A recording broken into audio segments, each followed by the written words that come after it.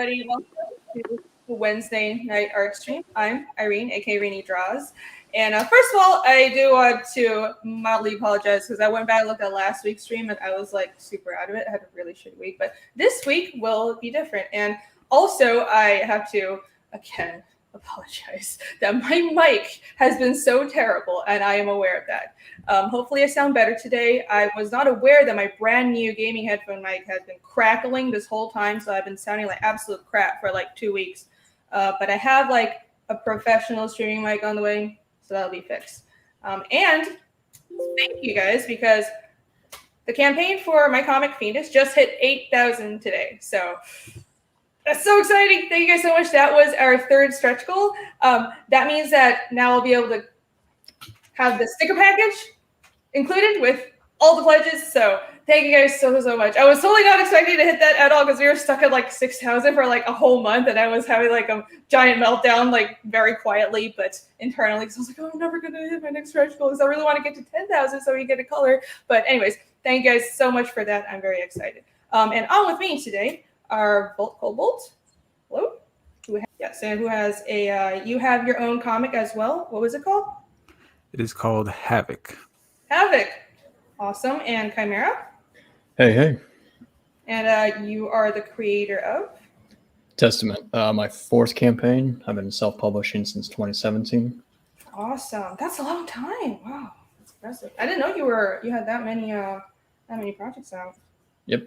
Cool. And also Lamont, who doesn't do comics, but is just here to I don't know, yell at me, I guess. Man, they sound way cooler. Why do you even have me here? Because you're my friend. And I didn't know there would be people. And I mean, you don't have to be here, but I appreciate you being here. Okay. All right. Yeah.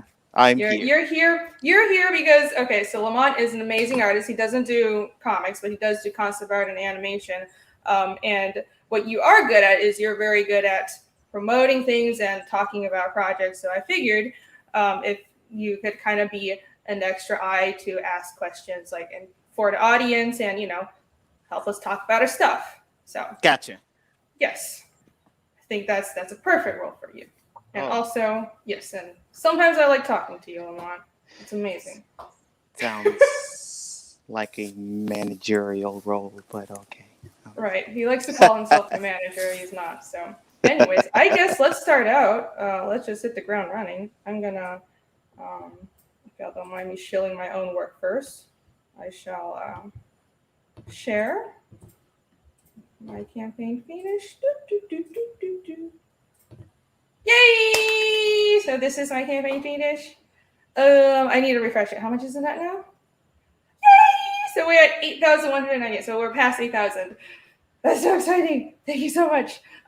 If you haven't seen this yet, you can go on Indiegogo and just search Phoenix Comic. We have 9 days left on this campaign, and I'm still trying to get to the 10,000 stretch goal, which means the whole comic can be in color. Because right now it's in black and white, and I would really like to see this thing in color because it's very detailed, it's fantasy. And actually, I've been thinking of having a black and white version and a color version, maybe like one digital, one print, or letting people choose. So we'll see about that because some people actually like how it looks in black and white, which I understand. But like, I want to see it in color, and my color Nick really wants to color it, of course, because that's where I work for him. But it's whatever people ask for. I'll figure out a way to get probably both versions to everybody. But we're really close to that. We have 9 days left, so a little over a week, and I think we can hit that stretch goal. So if you like what you see, help share this campaign. The basic premise of the story, it's about a group of young men and women on a journey of vengeance against otherworldly monsters. So if you like stuff like Berserk and Vinland Saga, if you like monster fights and Lovecraftian monsters and super detailed and insanely OCD art, then this is the project for you. So here's some of the rewards and the extra posters and this cute little demon standee that'll come with the, which is it? I think the heat tier? Yes, that tier. If one of the tiers you can get this little demon standee. Oh, and this will be one of the stickers as well. So the stickers will be the Phoenix logo. I'll have this little demon drawing as one of the stickers and a couple of the characters in like chibi form, which those aren't done yet, but they will be soon. So I'll be showing you guys that when it's done. So yeah. I suppose I don't know. Should I play the trailer? Yeah, you Like, should definitely do that. I'm Yes. like, I don't know how to promote my own stuff. It feels weird because I'm the only person with my camera on, you guys. It's fine.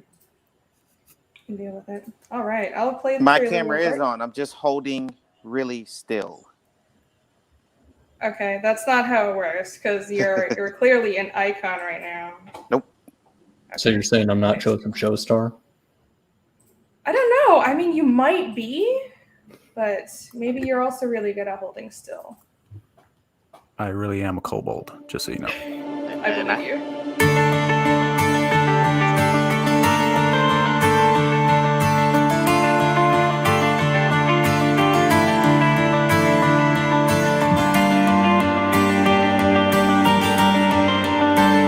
I have to do the dance every time.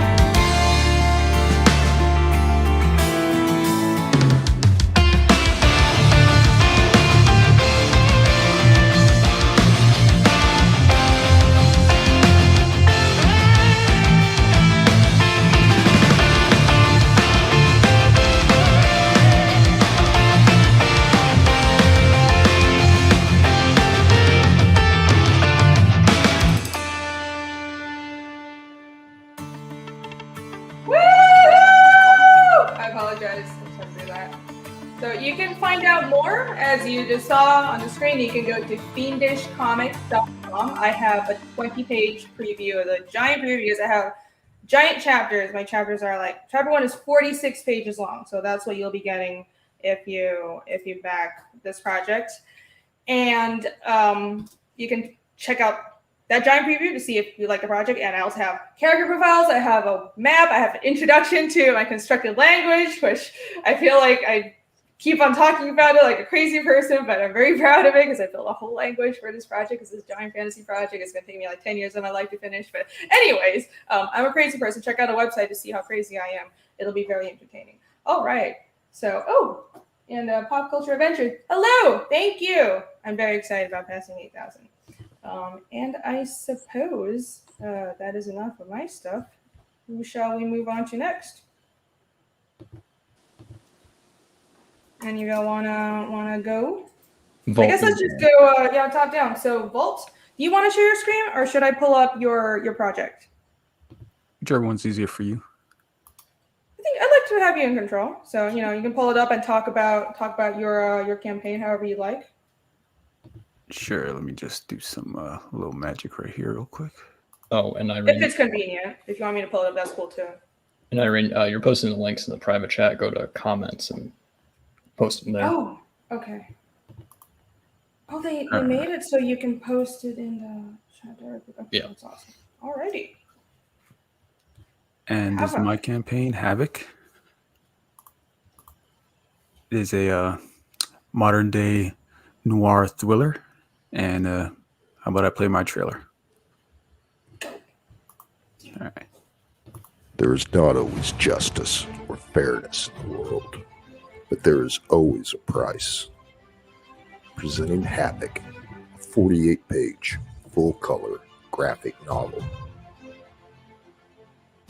The hunt begins. Death is the prey.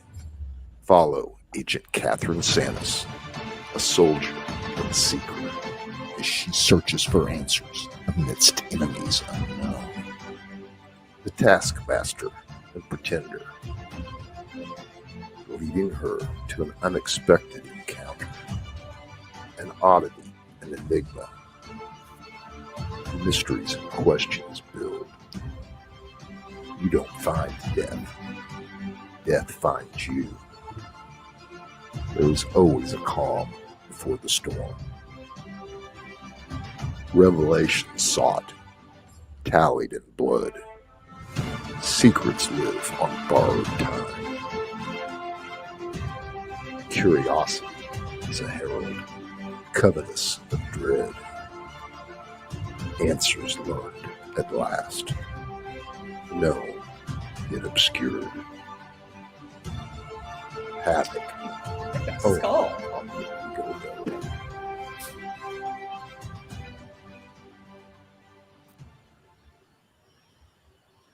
Nice. I like the coloring. It's very, very professional coloring, very clean. Yeah, the artist also did the coloring. This is all Artsiders work. Sweet. Nice. Yeah, he's not as detailed as you, but I think he does a good job.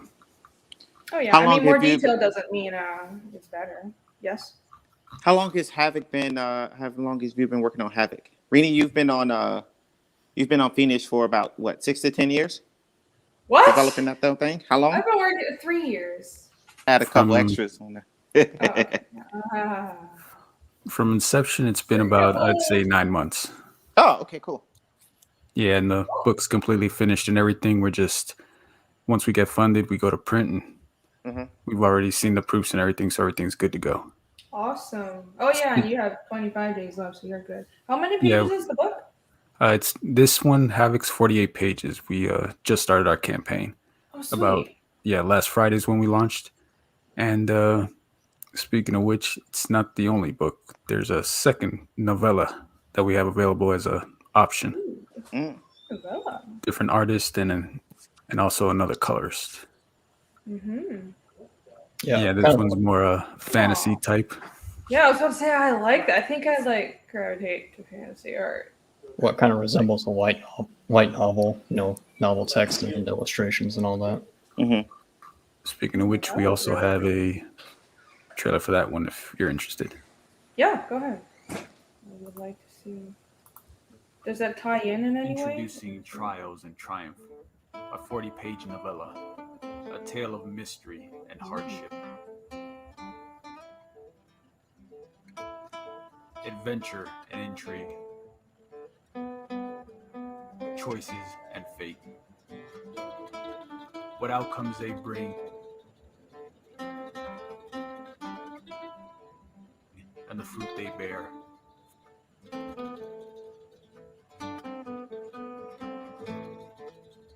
Find out yourself.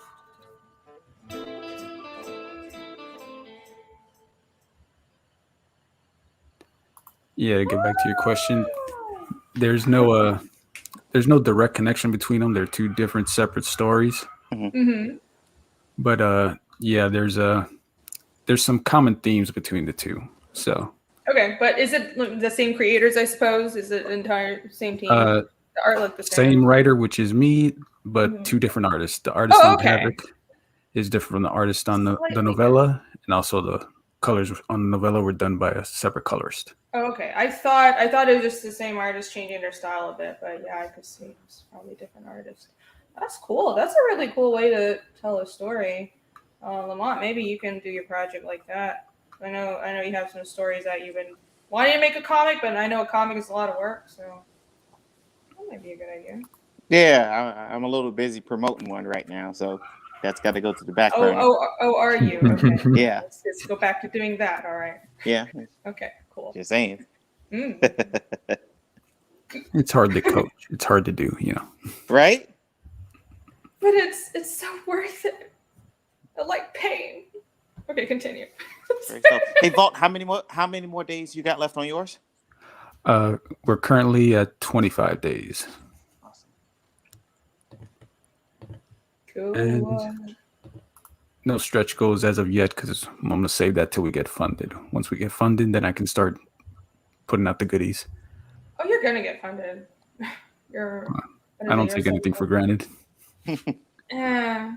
Though I guess like most crowdfunding campaigns, you get a ton of money in the first week, and then it just like sits there, and you're like, "What's happening?" El Gargoyle, hello. El Gargoyle is here with his squash. Is that what it is? Yes. our weekly scatological comments. Thank you. I appreciate it.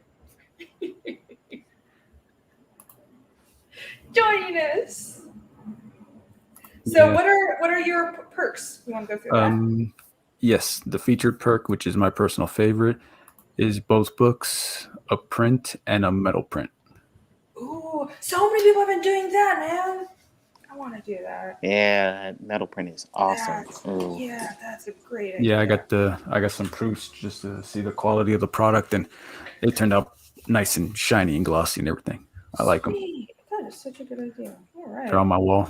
They're made of really light aluminum, so it's easy to put them up on the wall. Mm-hmm. Yeah, I've seen a lot of YouTubers have been shilling this one like wall art company called Displate, and they sell basically posters printed on metal.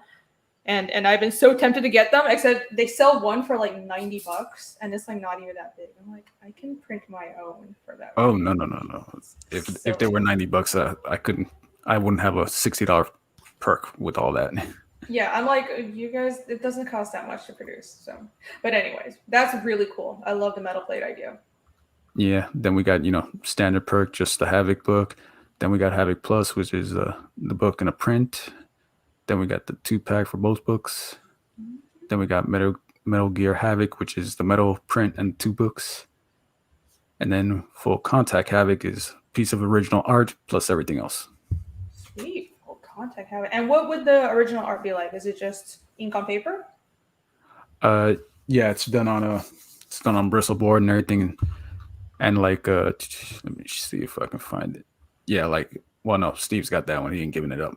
But like this is all done in black and white.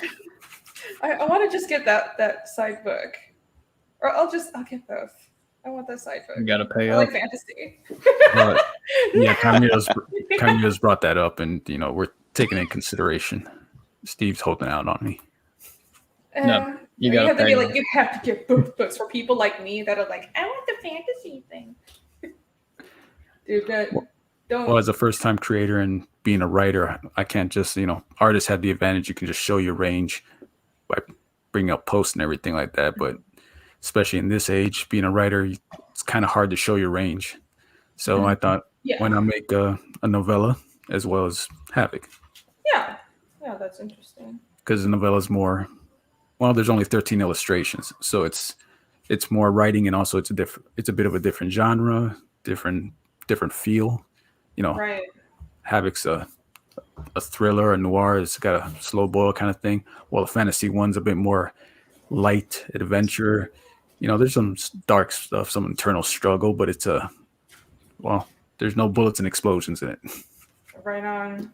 Yeah, I can see how that would be useful for showing the range. Very cool. I want that fantasy, but I'm going to be getting that one. So you got me roped in. Wait, is there anything else? You said you don't have stretch goals. When will this be fulfilled? Sorry, say again? Oh, when will this be fulfilled? Oh, fulfilled? Well, like I said, the book's done, the art's done, everything's done. We put together, we got proof copies and everything. So basically, as soon as we close the campaign, goes straight to print. So however long it takes for the printer to get back to us and for us to send it out. So I think we got it set at August. Let me double check for you. Ooh. Yes, August 2021. That sounds about right. Yeah, I have mine set for August as well. It seems I actually built in some extra time just because you never know, some bullshit's going to happen. But yeah, about like 3 months or so out from a campaign closing seems like a good time for a good deadline. Oh, we have. So, another question person. for all of you, I guess technically. Let's say your campaigns closes up now, you get fully funded and everything like that, and you're saying that you're thinking that August is around the time that people would be able to get their copy of the book. Yeah, we probably. Yes. I didn't quite understand that. Okay. Yeah, I'm just looking at the time between now and next August, and you said August 2021, right? Yes. Okay. Yes. Is there anything going on with you guys, art-wise or whatever, that you're doing to continuously engage your customers, if you will, while they're waiting on these awesome books to be printed? Are you asking him or me? I'm asking all of you. You have to specify, because I'm just going to talk over everybody if you don't. I'm asking all of you, and I'll answer whenever you want to, but I'm asking you because I believe you're all doing campaigns right now? Yeah. Yeah. And also, welcome, Real Steve Dye. You were showing off a copy of Havoc over there. Are you? Yeah. The book is completely done. Here's. All right, let me full screen you for a second so you can show that off. Did you not want that? I'm sorry. It's fine. It's fine. Nice. It's fine. Everybody knows what I look like. Nice. But yeah. The book is completely. Cool. That's awesome. So it is a reality. It exists. This is not a grift. Far from it. The book is here. There's that. Here's the novella. They exist. You know, they got spines, pages, everything. Sweet. Awesome. All right, I'll not full screen you, so you won't. You didn't seem to like that, but that's really cool. I want that novella. So Lamont, your question. Yes, I will be. I mean, that's what part of why I'm doing the Wednesday art streams. I stream every Wednesday 8 p.m. So if you're brand new here, it's every Wednesday at this time. And usually I just draw, but today we have a lot of guests, so I'm going to go through and let everyone promote their stuff. But if there's no one else on, then I'm just drawing and I'm just working on Fiendish. That's like the only thing I work on, outside of my day job. So sorry, my heater is being annoying. And I'm already working on chapter 2 of Fiendish, because Fiendish is a long form story, and the first arc is 8 chapters. So I have everything laid out. So I'm just chugging right ahead. The first chapter is coming, and I'm going to be fulfilling it soon. But in the meantime, I'm working on chapter 2, and I'm going to keep on posting that, and that's how I'm going to be keeping people engaged between now and when chapter 2 is ready for print. So, in addition to coming in here to help Vault to sell his book a little bit, I really wanted to commend you on Fiendish. I've got that rather sizable contribution to the Red Label comic showcase. I've got a bunch of pages of that you kindly sent over. It looks fantastic. Congratulations! It's really good.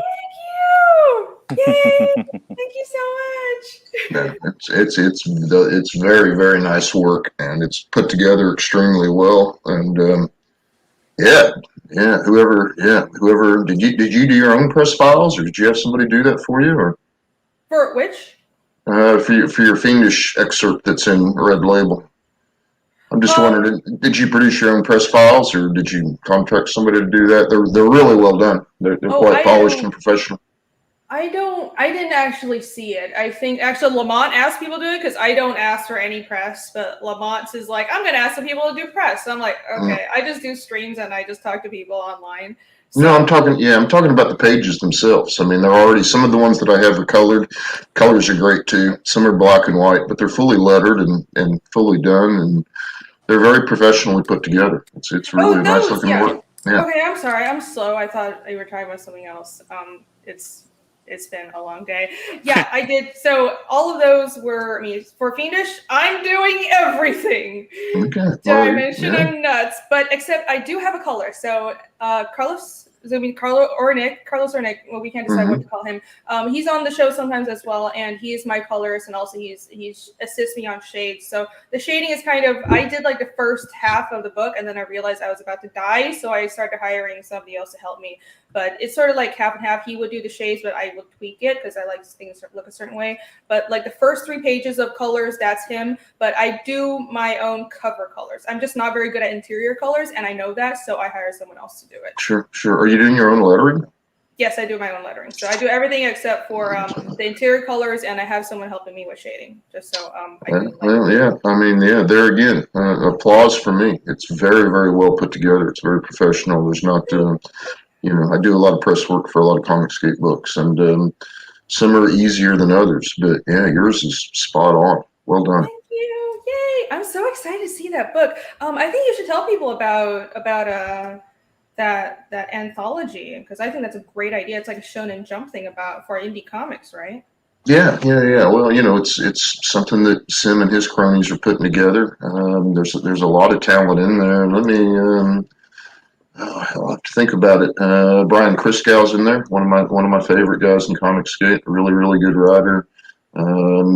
He, I mean, Only Death Can Save Us is in there. That's really good. Let's see, Michael Beacon, and his crew on Seven Legions. It's got a short preview in that. Aaron Calamarti's Murder Weapon, a longer preview. That's really nice work. Grave Robbers with Mark Middleton and Rob Schaefer. That's a cool little excerpt. Of course, Sim's got Nat the Merc in there, along with an excerpt from his Blood Hunt book. Those are really cool. Amy McLernan with Reality Hackers. That's another piece that I really wasn't that familiar with, but I've got about 20 pages of it on my hard drive. That's really put together well. Preston Acevedo's got a couple of things that we're still waiting on that are going to be in there.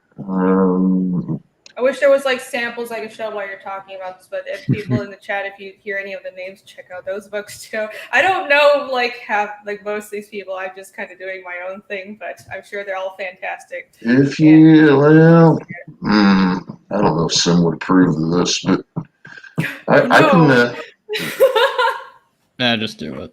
Yeah, what the hell? All right, yeah, Chimera. Yeah, Chimera. do it. Yeah. Chimera's a bad influence, but yeah, I've got some of it pieced together so far. Give me a minute here, and Yeah, Irene, I can actually post links. Just click on my name and make me a moderator. I'll post links. Okay. You can unwrench me afterwards. I don't really care. Oh, I have to go on YouTube. Okay, hopefully I don't end the broadcast. How do I view on YouTube? There we go. Derp. okay, you'll have to tell me when you're sharing, because yeah.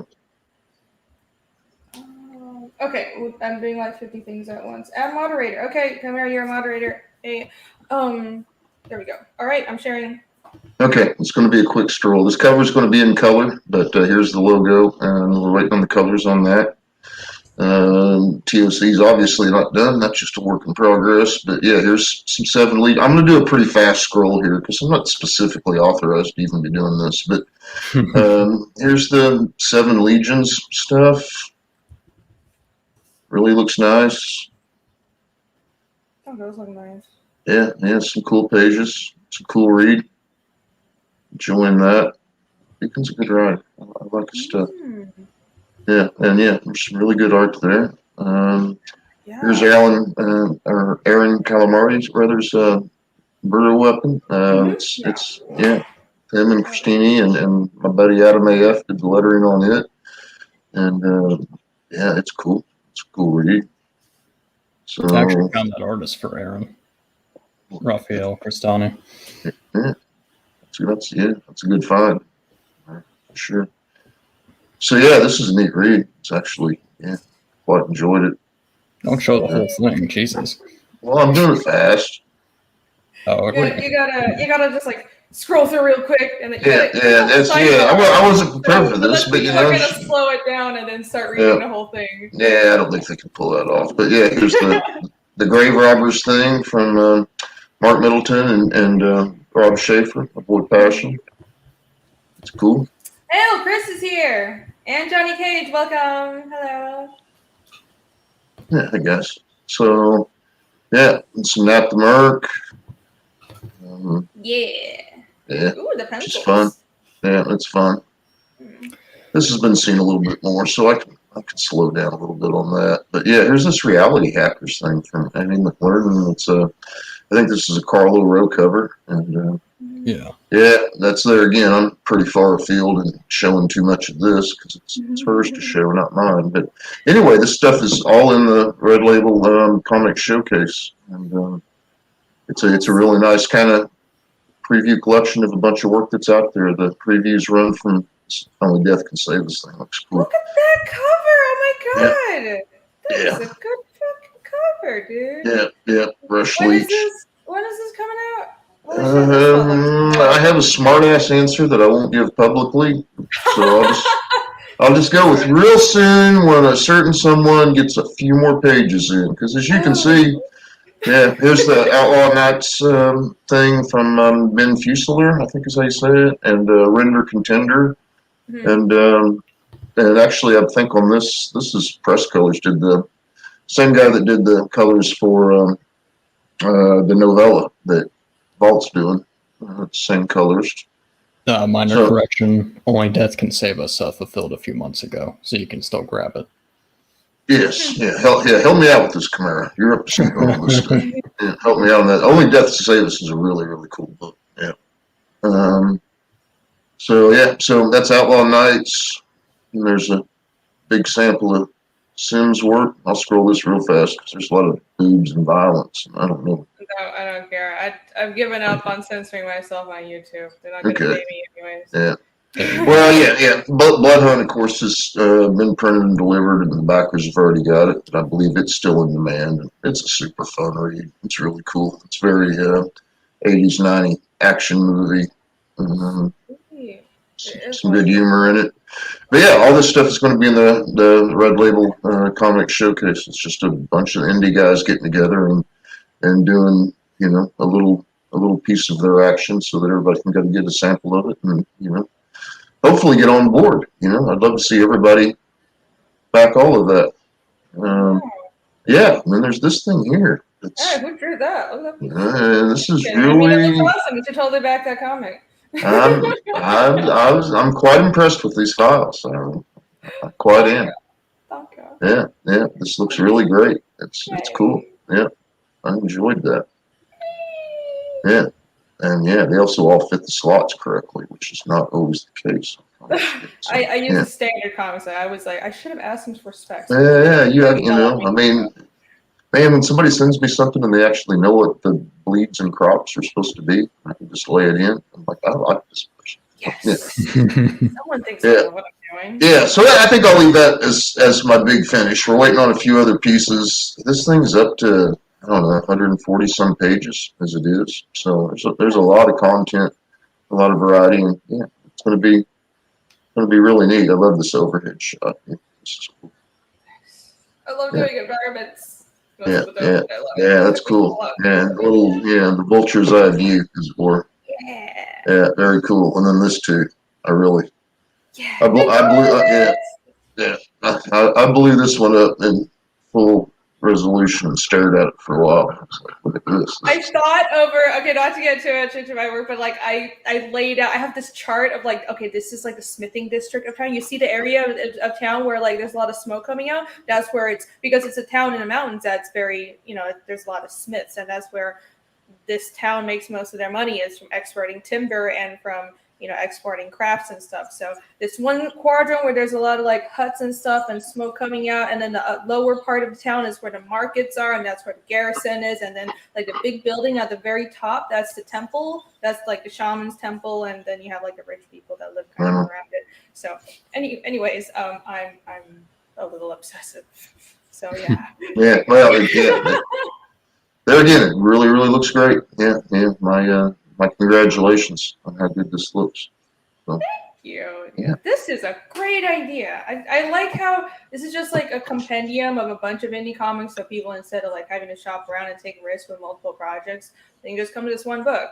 So right, and I'm pretty big personally on the physical only thing, but in this case, he's going to make this available as a very affordable digital, and I think it'll be a good way to get a lot of this work out in front of people that might not see it otherwise, unless they, were really looking for it. And there's definitely, case in point, your stuff. I'm sure it's undeniable.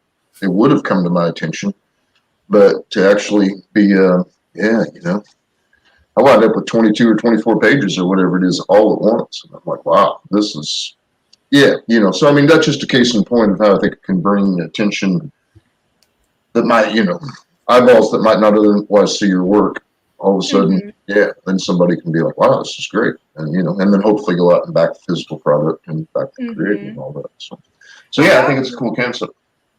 Oh yeah, it is. It is. I think half of promoting yourself when you're an indie creator is because, there's a lot of roadblocks when you don't have a big company behind you, but it can be done. But the challenge isn't so much. The challenge is putting your work in front of people that actually like it. It's just getting eyes on your work, because there is Absolutely. always an audience out there. You just have to get enough people to see it so your audience can, be able to find your work.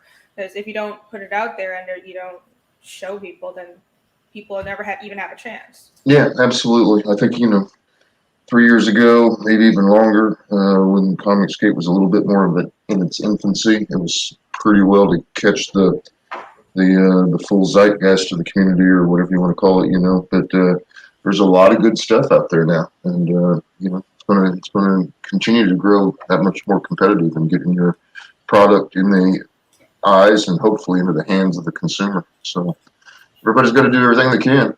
It's the market's expanding, fragmenting, getting weird, some might say. Yeah. Yeah, apparently. I just don't even pay attention anymore, but I'm just gonna go where the good work. I'm gonna go where the good creators are, where the good vibes are, and where there are good comics. Don't tell anybody, but I don't pay attention anymore either. I just have people for that.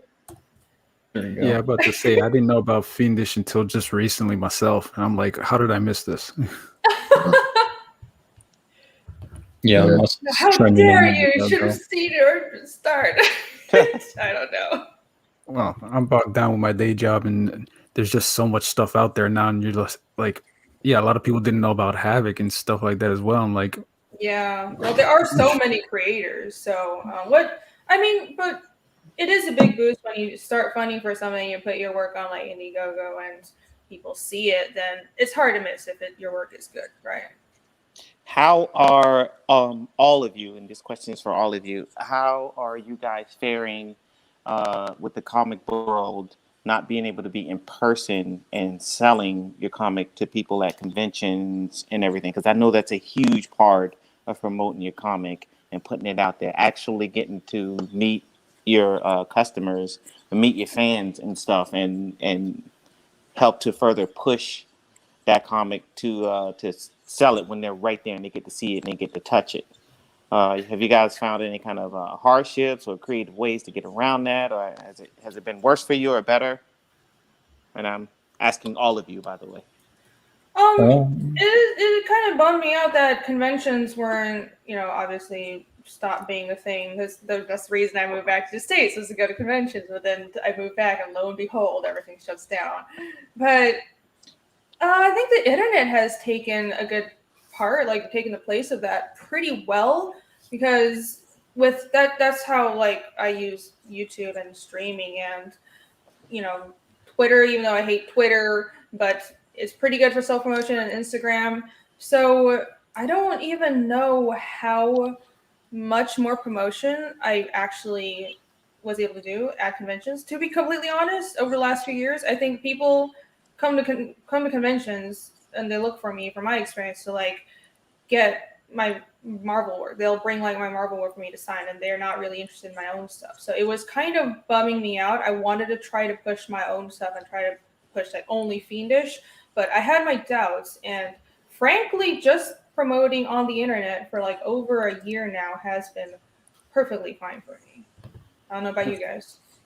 Yeah, same here. I actually asked the guy, Scott from Chaotic Flux, because he would sell his comics like reprints at conventions, and he would do well. But yeah, there's a good, healthy audience on Indiegogo and online, because of the COOF, everything is becoming online and digital. So that's working out great so far. Yeah. In a few weeks, I ordered some proofs for my previous books, so I'll be doing like stuff on eBay and Etsy to get more of an audience. And so you don't have to wait like 3 or 4 months to get a book from me. You can just get it in 2 to 3 business days. Awesome. Yep. Awesome. That's great. I was never part of the whole convention scene, because last time I was at a convention was like 10 years ago. But in my experience, just because I've been on the internet since basically the dawn of it, and word of mouth more than anything is going to get you sales, in my opinion. Yeah. Because when I hear about something, then I pretty much follow it. Like just I don't know about this other thing, but there's this game company. They're an indie game company. They created one good game. I got to that game through word of mouth. Now they're making a second one, and they like tripled the amount they made on the original one, and they broke 1 million on the original one. Yep. So Yeah, the key is just, I guess, word of mouth, whether that be an email list or just someone stumbles across your book and then they follow you after that. It's retaining the audience. It'll slowly build because, come on, you go to work with a good book or something like that and you're like, hey, have you seen this? And then you share it and it kind of just gets around. That's actually how my first campaign SOS did. Someone said it was like a sleeper hit or whatever. It spread through word of mouth, and so on my on the Volume 2 campaign, I more than doubled my sales, in money anyway. That's awesome. Well, also I delivered it on time, especially during the COOF. So I'm not sure how creators who did really well but are a bit late. I don't know how well they're going to do on the second time around, but as long as you get your product on time and in good condition, usually you retain your audience. Right on. Yeah, and a perfect example that everyone brings up and everyone should know is Brian Polito. He started with one book. He created a catalog slowly but surely, and then now he's got a store and he sells everything he needs, and then some. Mm-hmm. That's awesome. I cannot wait till the day where it's like I can just make a majority of my income off of this and my comics, but it's still far off in the distance. But it's about, you have to build, you have to like earn it with your audience, right? So Irene, just really quick, do you have a variant cover for Fiendish? No, I kind of do, but I wasn't planning on printing it as a variant. It's weird. I was going to use it as a back cover. Let me show you guys. Okay. So, you can use it as a reprint or something. Right, and probably as a reprint because I was taking into account like printing costs. I didn't know if I'd be able to do a variant cover this time around because I'm already thinking of doing. Okay, I'm already thinking of doing a black and white version and a color version, and if both of those are in print, then I will do different covers for them. You know what I mean? But it depends on. I want to survey everybody and see what the majority opinion is. Does everybody want like the black and white version digital or the color version digital and the other one in print, or you get to choose which print book you want, right? So because it seems like kind of split down the middle right now. I can't. Where is this cover? I'm sorry. I'm trying to find something and oh god. Well, while you're looking for that, I'm just going to bring up some because Steve is late. She was interested in just getting Trials and Triumph by itself. Steve, how you feel about that? No. Yeah, I already said no. Yeah, you gotta pay up. That's kind of the thing.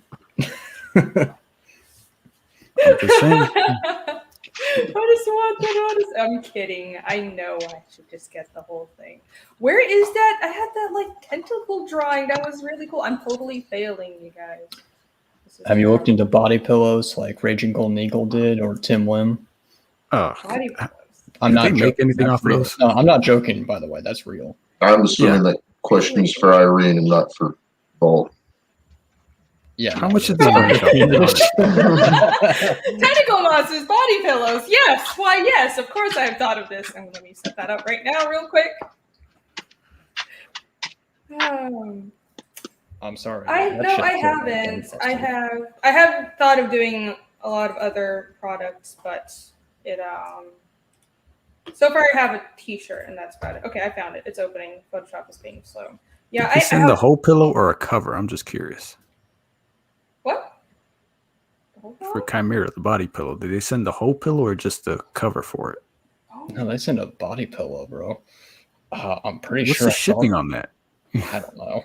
I know I'd have to look at like Cam in America or whatever. Give me a second. It's got to be something ridiculous. Probably. No, that would be Raging Golden Eagle had like a wraparound cover, and it was like in a spa or whatever, with the characters being nude. So you could do something like that. Oh yeah, body pillow. Cam in America was $90. $90 for a body pillow? Yeah, plus a book, plus a little standee. Oh, okay, so the whole. Because I was going to say $90 is a lot for a body pillow. So that's all I was going to show. That's the alternate cover I have. All right. Well, that probably work for like if you're gonna do black and white and physical medium. That'd probably work, or digital. Yeah. Because if you see Tales and Triumphs, I tortured Steve a little bit by doing all that nice, beautiful golden book type deal on it. Yeah. So you probably do something similar with a like a black book type of deal. It'd go along with the demon theme and everything. Mm-hmm. If you do a physical. This was a t-shirt design, which I just honestly wanted for myself. I was going to wear to conventions, which didn't happen. So I was going to just go and print it inside the book in the back pages. But it seems like it works very well as a cover. So I think this is going to be the cover for the black and white version. And yeah, it just depends on what everybody thinks and what the audience wants. So there you go. That's all. And just to clarify, if you do the 3 pages that are colored inside the black and white, that would still cost as a colored book for your printer, even if the rest of the pages are black and white. Oh yeah, it would be full black and white. I just print them grayscale. Yeah. I'll make sure it looks good in grayscale though, but those would also be it would be full black and white. So one or the other. Yeah. We still have Chimera, your book. Let's jump right to that. Yeah, let me share my screen. All right. Let's see here. Yay! Someone to people today. Oh my gosh. Yay. All right, settle down. No, I refuse. All right, Wow, so he's got a good book. Cool. Here we go. Yeah, there we'll you go. start with the trailer.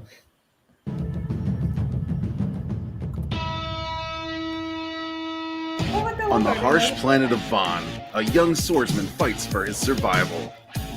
Carl von Magnussen is on a quest for revenge against the ruthless King Albrecht, who murdered his clan. With the aid of a group of rebels, Carl sets out to overthrow Albrecht and restore order to the kingdom.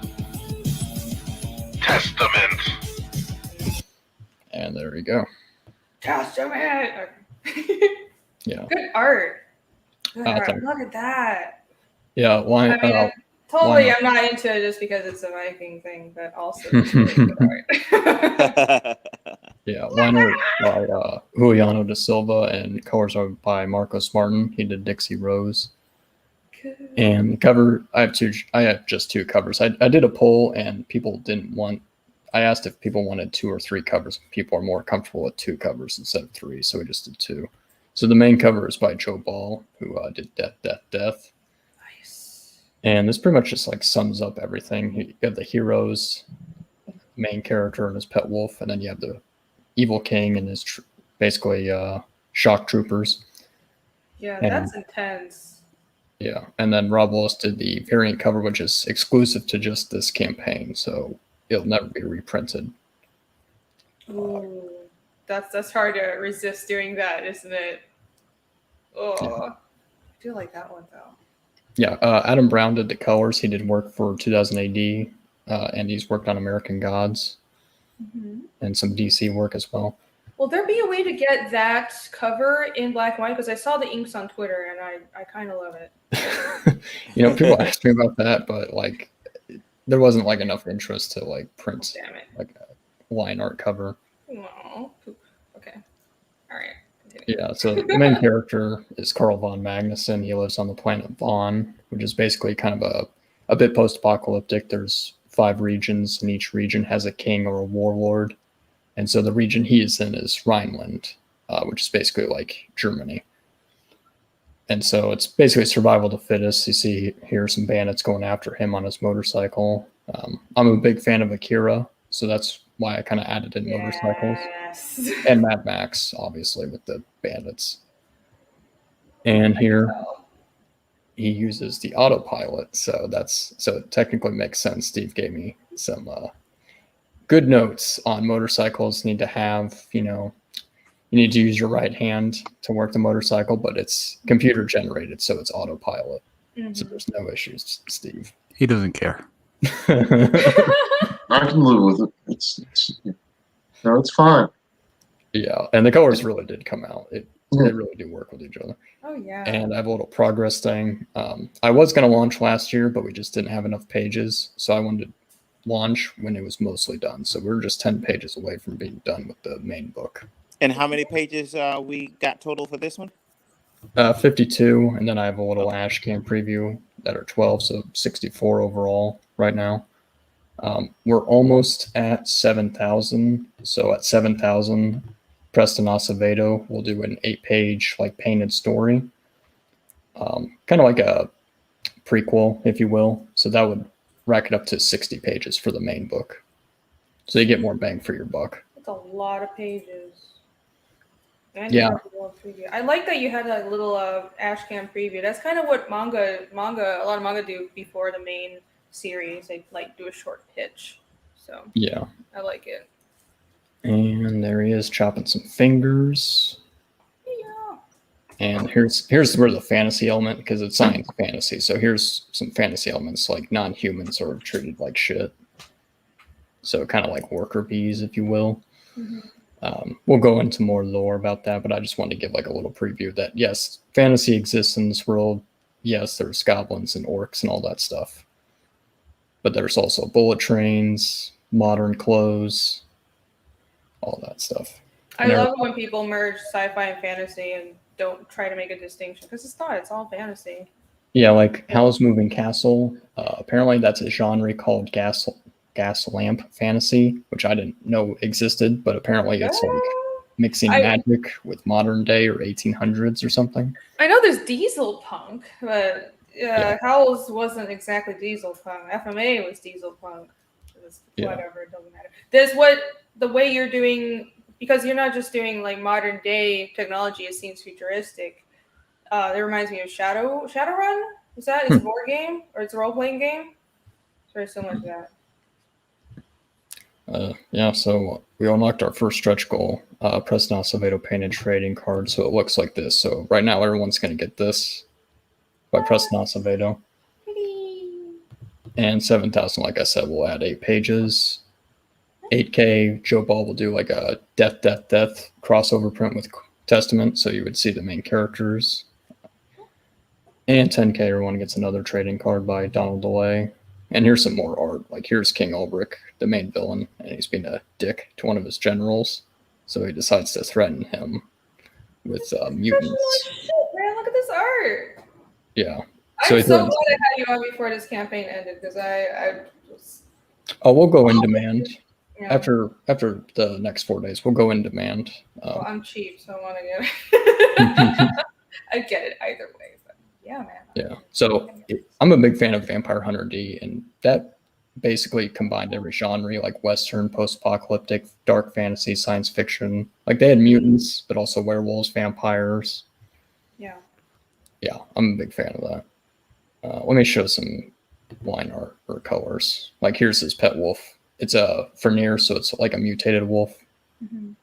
And here's some villages. Kind of similar to yours thing. It has like Norse, Germanic looking villages. Yeah, a little bit. Yeah. And here's like the old gods who are the royalty. So here's like statues of like the, some of the old gods. Very, very Game of Thronesy, and like a line of rulers. But it's the gods. It's the gods. Yeah, like I based the first one off of Tyr. Let me go here we go. Because he's missing a hand, so he's kind of a combination of Thor and Tyr.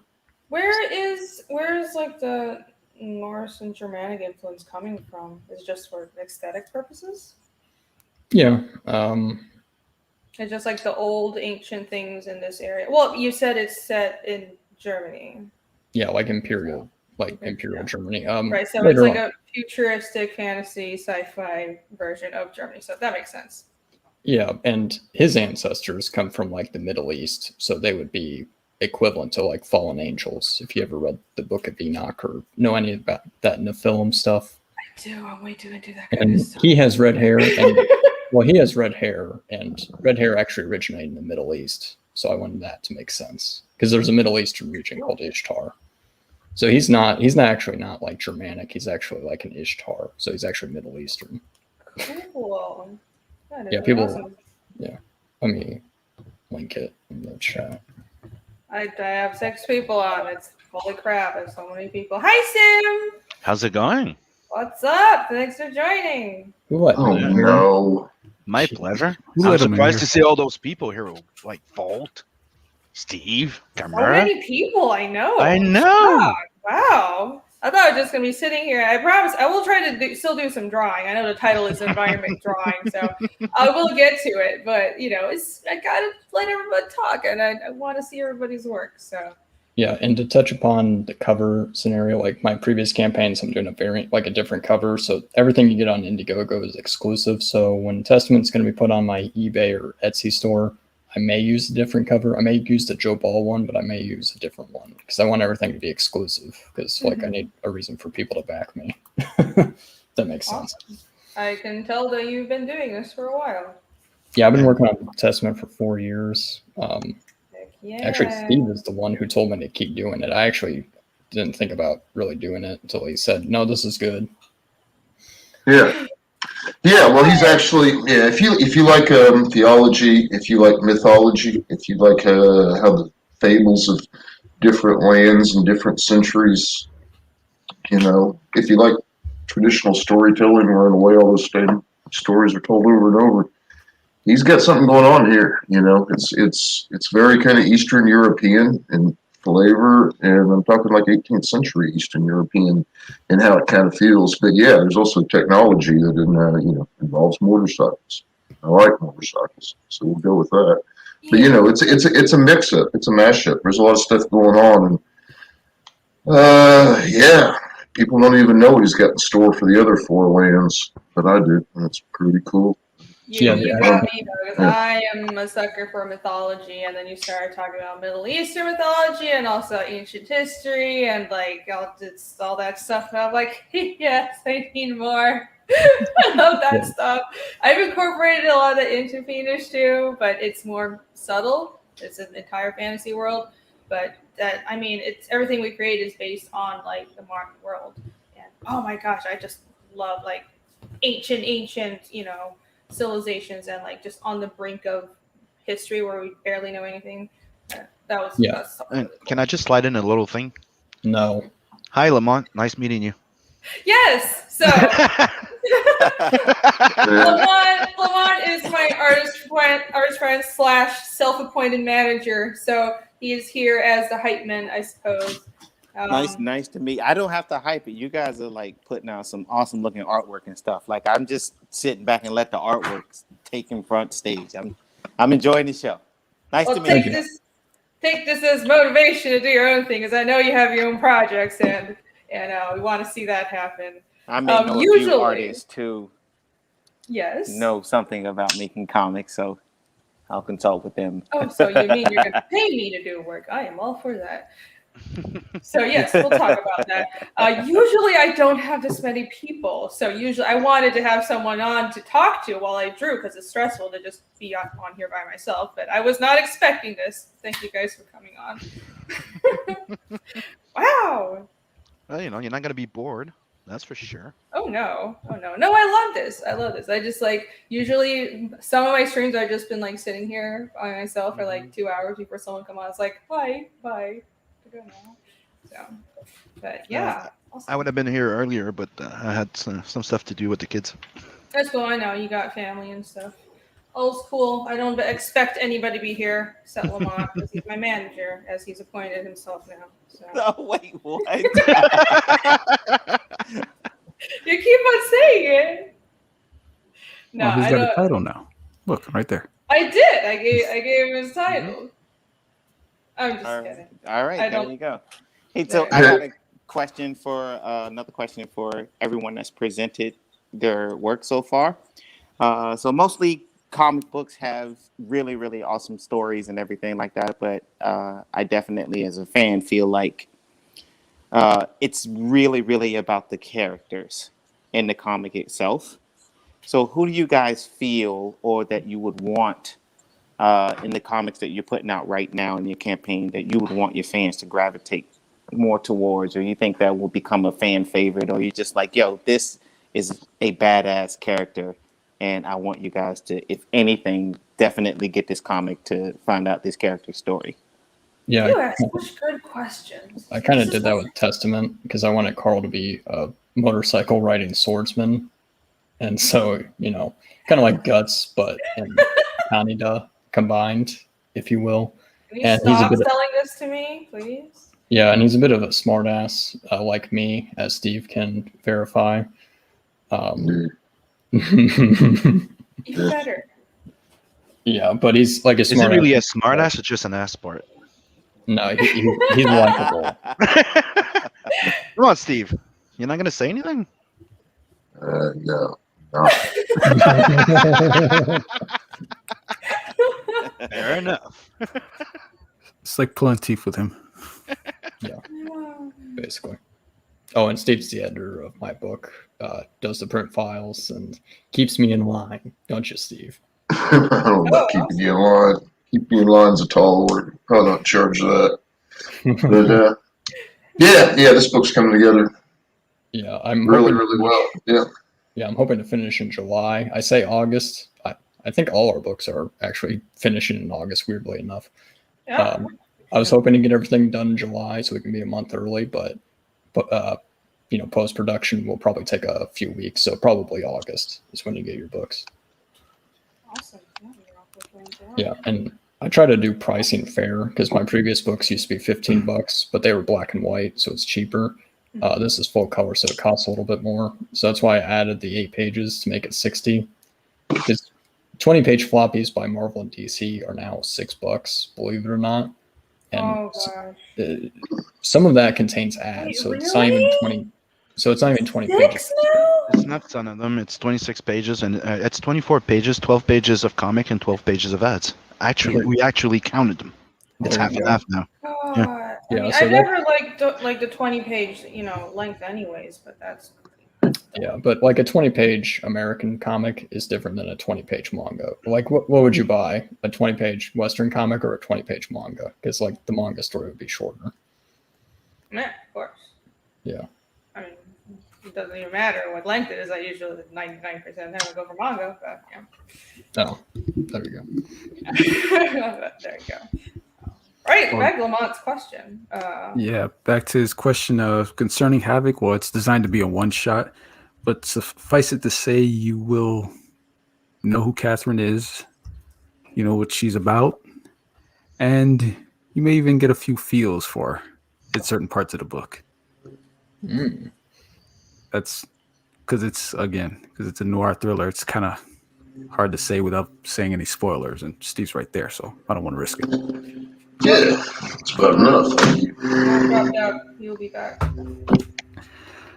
And for Trials and Triumphs, on the other hand, that I talk a little bit more. That story is about a guy who has a tragedy befall him, and you're basically on him in a little mini journey of him finding himself again and getting back on his feet. So that character, I also think people are going to resonate with as someone who has some struggles and they're working through it, and they're at the end of it getting to a better place. Awesome. Alrighty. So, I'm just curious, Trials and Triumphs, would that become a comic later on or a continuing series of light novels or novels? Excuse me. Well, considering the reception it's gotten so far, and if it continues, it could have a future. Again, it's designed as a bit of a one-shot, but there's room for it to continue. As a comic or novel? I don't know which one you want to buy. I want to buy a comic, bro. Yeah, right. Well, there you go. I do like the novel idea, even though I love comics. Yeah, I like 56 page plus. That's my favorite. Graphic novel style. Yeah, I'm starting to read novels more and more. John Carter and some Warhammer novels, and what else I got? Some Song of Ice and Fire novels. Yes. I'm starting to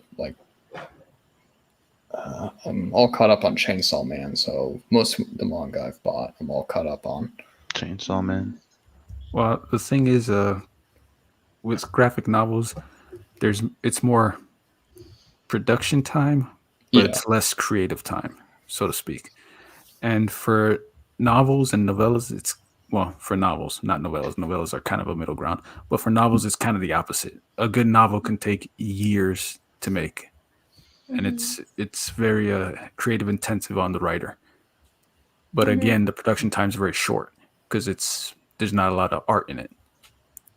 So if you're willing to wait years, or you're some insane writer that can spit out countless words really eloquently, then you'll have both a short production time and a short creative time.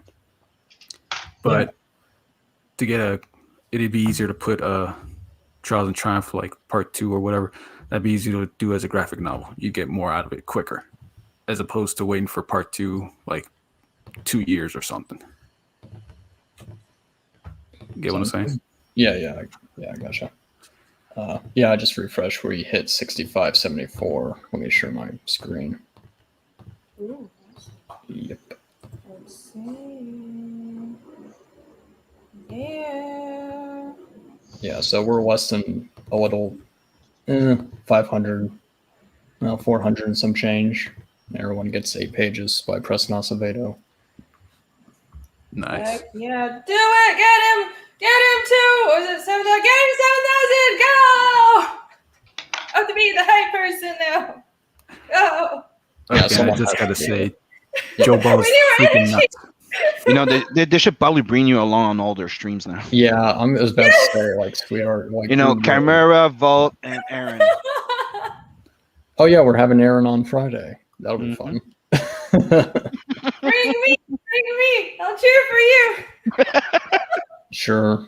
I'll add you to. Well, I don't want. Well, I don't want to. I don't want to add you to my DM room. It's just filth. So I'll just send you a link. It's fine. It's whatever. It's whatever works for you. Yeah, yeah, it's like the camera dark corner there. It's yeah. Yeah. Oh boy. Not that I haven't seen those kinds of rooms, but you know. No, Steve got. He's like, what the fuck? This post in the DM room. God. Well, send me the link. I am always up for doing more streams, unless I'm desperately overworked, which I already am. But whatever. That's normal. I don't sleep, right? I don't need to sleep. What's sleep? Sleep? I don't know. I don't know what's that. It's what writers get, and you artists fuck still. That's true. If I was smart in my younger days, I would have just been, let me just write. Why would I want to draw? Nah, I got a day job that pays for all the writing stuff. Yeah, I got a sweet so at-home painful. job. I'm too particular about like how things look. Even if I write something for someone else, I'd be like, no, I want it to look a certain way. So I can't help it. Yeah. Okay, so you're an editor. Okay, we got it. Steve knows about that. The problem is I want to do everything. Well, I mean, and I am doing everything on Fiendish. I did until I was like so desperate. I was like, I need some help. Hey, Irene, can you share my screen for a sec? Oh yes. I don't see your screen share though. It's coming. Okay. There you go. I want to see what happened to Lamont. The internet. Sim likes to make people wait. No, I asked permission first. There you Is go. the US dollar that Yeah, low? but- Jesus. What? Yeah. The US dollar is dropping. Oh my god. Yes, it is. Wow, look at, I don't even want to think about it. Yes, it is. Wow. And the reason why I'm sharing is because right now I put the 3 new Passion for Drawing sketch cards available in the campaign. So Oh, sweet. here they are. You have the Nat, Luwani, and a new Rose. All available there, and an original boss drawing for $150. And I also want to show this. This came in today. Yeah. A new 6 a.m. for the second campaign. And I don't know if I showed you that one already. I had a question about that design. Is that Aaron's character from Extractors? Nope. Okay, because he had a 4-arm monster too. Yep. There's Goro's also a 4-arm monster. There's a lot of 4-arm monsters. Yeah, I had a 4-arm monster in SOS too. I was just wondering. No need to bite my head off. And I don't know if you've seen this. I've J. answered the, Scott Campbell. yeah, I've answered the Jeffrey Scott Campbell thing, and I redrew his drawing on my style. So, and Scotsman's inking it. Inking or coloring? Inking. He's an inker. He's an inker, not a colorist. No, he's a colorist. He's an inker by trade. He worked for he worked for assist inker for Marvel, DC, and Image. Well, good for you. He was trained by Martin. Nobody knows. I'm your fancy. You know, like he likes the same self colors. It's just something he does for fun. His trade is inking. But yeah, he's inking that piece, and we're gonna get it colored. Awesome. And that's all I had to show. Okay, you can wave now. No, don't leave. No. Make Oh, room no. for- I'll show you. I'll show you one last little thing. This is Oh, what I'm God. starting working on right now. Alrighty. Get Chris in here. Oh yeah, Gracie can hop in. I think Lamont's internet failed. Someone wants to hop in for a bit. That's cool. What is that? I'm doing a nice little Luani piece here. That's an homage to Bisley too. Nice. Oh yeah, I saw the reference that you were posting on Twitter. Very cool. Bing. Sorry, I don't know why my phone is losing its mind. Cool. I guess Lamont's not here, but I should still answer his question for the chat. Characters. What was the question? How do we get people involved in the characters? Or invest in the he is characters. back. Here we go. Lamont. Welcome back. Hey, You're muted. Oh, He is silent muted, treatment. but it's fine. Welcome he's back. the manager. we're getting the He silent doesn't treatment. say anything. He doesn't. He doesn't. He needs All to right, impose hello, his aura hello, on hello. us. That's all he's like. Hello. What? Hello. What Oh, happened? okay, you can hear me. I have. I know no you don't idea. want to It talk just- to me, but damn. It just changed and it says you're in the background and the host has to add you back in. I don't know what happened. Are you using your phone? Yes, I am using my phone. Yeah, StreamYard is has some issues sometimes with cell phones, and they throw them in the back room or just kick them out. Oh, that's silly. Well, Okay. And sometimes you might just like not hear one of us. That also happens. Oh, Okay. that's so bad. All right. Well, Well, if it that's happens again, just leave and come back, and I'll be able to. Because I wasn't able to see you in the back room at all. Because if I saw you, I would have added you back. Yeah. But my question was, since you somewhat forgot it, was being that you guys characters play like a pivotal role in these stories that you make for the comics.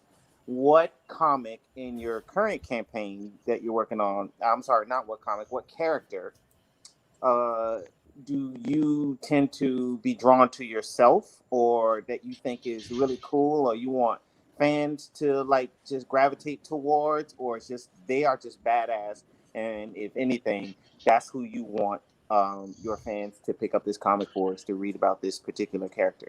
Yeah, I can tell you from my part, like from Tales and Adverse, I want people to gravitate really like Nat, but I also want people to discover Nwani. Like she's like the character I want people to discover slowly and fall in love with. Not just like the guy that's right there in your face. Cool. Yeah, That's a but, complicated question for me. The question was for everyone. Mhm. Okay. Yeah. Yeah, I know, but okay. So are you talking about like the series in total, or just this first chapter that I'm? You can answer however you want to answer. I've been working with you specifically, so I know that you have some characters, or maybe one character that is your absolute favorite that you love, that has a very awesome story arc to them, and that you're most proud of that character out of all characters. I'm pretty proud of a lot of character story arcs, but definitely I am the most invested in Casimir. That's why he's my main character. And I think the first arc is about discovering the world and discovering the mystery, and like him coming to terms with his past and what the monsters did to his hometown. But along the way you'll see like this development with his arc. I guess I'll just say is there's no real point in hiding it. He starts out as a very good fighter, but his arc is about kind of dealing with vengeance, because vengeance is a very big theme in my story. It's about his reasons for vengeance, whether or not that's a good thing. Is kind of coming to view vengeance and revenge and bloodshed from a more mature point of view. And also the way he develops his skills is he starts out as a very good fighter, but he slowly realizes that's not enough. He has to become better at he starts to learn magic, and he starts to learn about the world, and he goes out to gather knowledge, because the enemy that ultimately have to fight is someone that can't be defeated by brute force. It has to be through research and knowledge. So that's a big overall theme to like the larger story. but I mean, I'm proud of the character arcs for everybody. Isko has his own arc, and it's kind of about he's it's just like the first chapter, so I don't know like how much this would really read with register in just the first chapter. But Isko's his character is about bringing peace, and he is always caught up in fighting, and he's like kind of destined to be in this conflict, but he hates conflict and he wants to bring about peace, and that's his role, and that's what he's naturally good at. It's as a peacemaker. And then there's Ragna, who hasn't even been introduced yet, but I can't wait to introduce her. She'll be here in chapter 3. And then Yomi, her arc is also about vengeance, but kind of approaching it from a different angle than Casimir.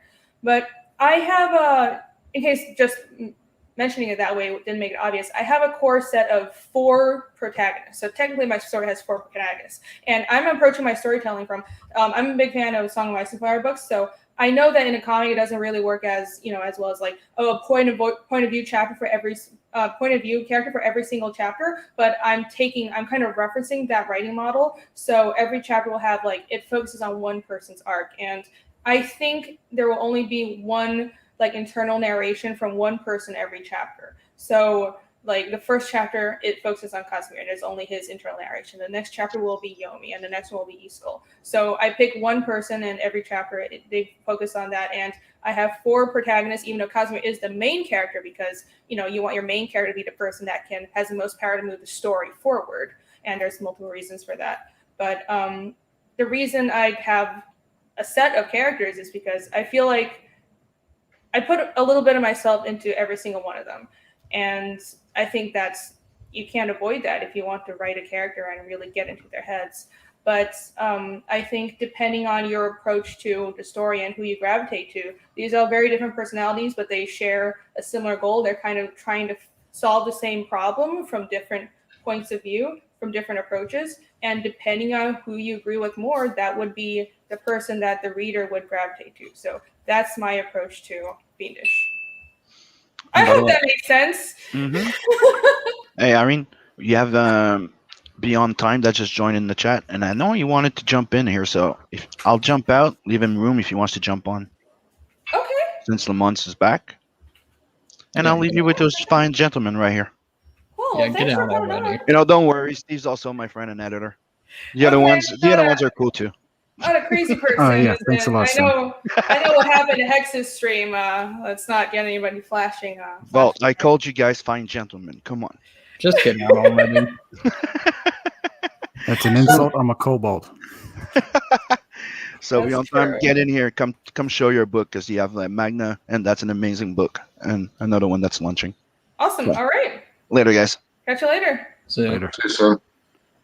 Hopefully, Mr. Beyond Time hops on as well. There's so many like indie creators that I don't know about that are just like suddenly I know just because I have something at Indiegogo, so people reach out. It's so cool. It's so nice that there's a community around this. Yeah, we need y'all. We need the indie creators. Yeah. Definitely. Isn't that the truth? Well, Yes. that's where the creativity is. And people can say indie creators can be unprofessional, but that's just what matters is the passion. And that sounds cheesy to say, but it's true, because that's what people gravitate towards. Isn't always like shiny, pretty things. Look at Hollywood. The production quality is so high, and CG is so perfect, but are their stories any good? Like, maybe they make a lot of money on summer blockbusters because normies will go to see it, but you have to think about what will still be talked about 100 years from now, and it's not anything that's being produced by these corporate entertainment conglomerates, right? So, all right, enough waxing poetic. Beyond Time is here. Hello. Hi. Hey, how are you doing? I'm good. Oh, another loud person. Good. I was Sorry. like, I need to keep up the energy. Awesome. Fantastic. Okay. I'm so Yeah, glad. sorry Nice about to that. meet I am you. loud. No, that's great. That's great. What I'm saying is we have some soft-spoken people on the stream, which is totally fine, but I feel the pressure to keep the hype up. So Yeah, keep the that's energy awesome. going. I love the energy. All right. Yeah. What you got? And thanks, Sim. Thanks for giving me some validation. I appreciate that, brother. Sim's a good dude. Sim's cool. Yeah, he is. Chimera's on here. Don't know Lamont. Haven't really. I've seen him like on streams, but I don't know him. I don't think Lamont do streams. He's my friend. You probably mixed him with someone else. He's okay. Because I don't know Lamont. He's I'm a he's, behind the scenes guy, You know what? like a manager. You know what? You need the man in the chair. You gotta have the man in the chair. the man. What does that mean? I try to be the man in the chair. He's the man. So he's the man that's in the background. He's making things. He's making sure that things happen. He's making sure that you know where to be, Irene. That's You're doing right. your superhero thing, but hey, you've got to have a man in the chair that tells you, hey. Preach. You're getting there when you remember what my website is. Well, that's the thing with the man in the chair. Sometimes he's so focused on something so high level that sometimes the minutia falls between the cracks. I got your back, promoter. I think we got another manager in here. Yeah. No. Lamont is a good manager. He's wonderful at promoting people, and that's why I have him on stream. I was like, Lamont, Nice. you have to come on, and you have to ask the right, because you know how to ask the right questions, you know how to promote people. So he's actually also an artist, but he doesn't do comics. He does more like concept art and animation. Oh, is that right? Yep. That's right. Cool. And Vault Kobold, good to meet you, bro. Hey, what's up? Hey. And Irene, I mean, it's like I feel crazy because like there's so many good books. I'm looking at this, I'm like, this is hot. How have I not really seen this? Well, it is my first chapter, so, and before this, I was kind of doing, like, YA books that were, like, not my style, and nobody bought them, and then, So what got you to transition from YA to comics? Sheer desperation. Well, no, That's fair. YA. Okay, well, I was doing YA comics. But, Doing YA comics. Okay, Yeah, I so was just doing do it for a different audience. Yeah, but it wasn't like sort of my will. I don't want to frame it as, well, I had no choice in it. But I after college, I studied sequential art and animation, and just to make money, I worked in animation and gaming for a few years, and I realized I was dying inside because I love comics and I wanted to go back to doing that. So just out of desperation, like I had to be drawing comics. I managed to get some like fill-in work for Marvel. So that's what I was doing for a few years, but for multiple reasons that I don't know the exact reason, but it was still frustrating. I was continually put on, I don't mind being fill-in artist. I know you're starting out, you got to pay your dues, but I was being pushed to like genres that weren't mine, and that's why I was. It was. You were part of the bullpen. They were just putting you on stuff, and I was a fill-in artist. I was like, can you meet deadlines? Go. Will you take a low pay? Go. And that was. And did you even get any credit for doing that? I mean, I did get credit. Okay. I did get credit, but I was always just a fill-in artist, and after a while, I was like, I ain't going nowhere if I stay, in this position. So I quit it. I literally moved back to Taiwan, where I'm from, and I was like, I don't want to like live with my parents again, but I'm going to do this because this is what holding myself up for like 2 years straight and writing is how I'm going to come up with my own project. And what came out of that was Fiendish. So Fiendish is like, this is it. I know it's better than all the previous work I did because, well, I have more experience, and like you need experience and you need to be older to be able to write something. And I wasn't ready for that right out of college, but also this is actually my style. This is everything that I wanted to do. That's this is huge. all my influences like Berserk, Vinland Saga, horror, and I'm just embracing the stuff I actually love to do. So I think hopefully people can see it, but like I haven't made anything like Fiendish before this, so a lot of people are like, I haven't seen your art until now. I was like, well, I haven't really been drawing in my style until now. I've been dying for like 10 years and dying a slow death inside. I know, and I'm finally free. So Irene, I have a question. How come I clicked on this link for the Indiegogo and it says the page is no longer available? What? Or has been removed? That doesn't make sense. Is it an old link? Because sometimes that'll happen. Yeah, maybe it does that. It's still there. I was like, did my camera get pulled? No, it's Well, still let there. me look. Does the chat have a newer link? I'm going Because the to one in the body is not going anywhere. All right. Well, that is me mistake. That's okay. I'll post it in the chat. The one Chimera put up works. Okay. I'll post it again. Let me check that one out then. Yeah. I went to Taiwan a number of years ago, and my funny story is like standing, like trying to cross the street. Okay, so like, ooh, tell me. so like, I'm standing. This is a busy street, so it's like, you've got the signal, and like it turns green, and then I can walk. Okay, but then, just being me, I look over at the driver, and once I looked over the driver, they go. Ah! So like, I stayed for like 2 cycles at the same light until somebody else walked over, and like once it turned green, he just bailed, and I just walked next to him. Just walk. Why are you like negotiating with the driver if you could? Oh my gosh. I don't know. It's like you always like you want to look. It's like, hey, you see me, right, Kat? You see me? And he's like, yeah, I see you. Skirt. It's okay. The way traffic works is you just walk in front of traffic, and they'll, even if it looks like they're gonna run you over, it's okay. They won't. They're gonna time their speed so they just like barely not hit you. That's how. Well, they played chicken and I lost. What? Don't take her advice. Do not do that. Actually, traffic is not that bad in Taiwan.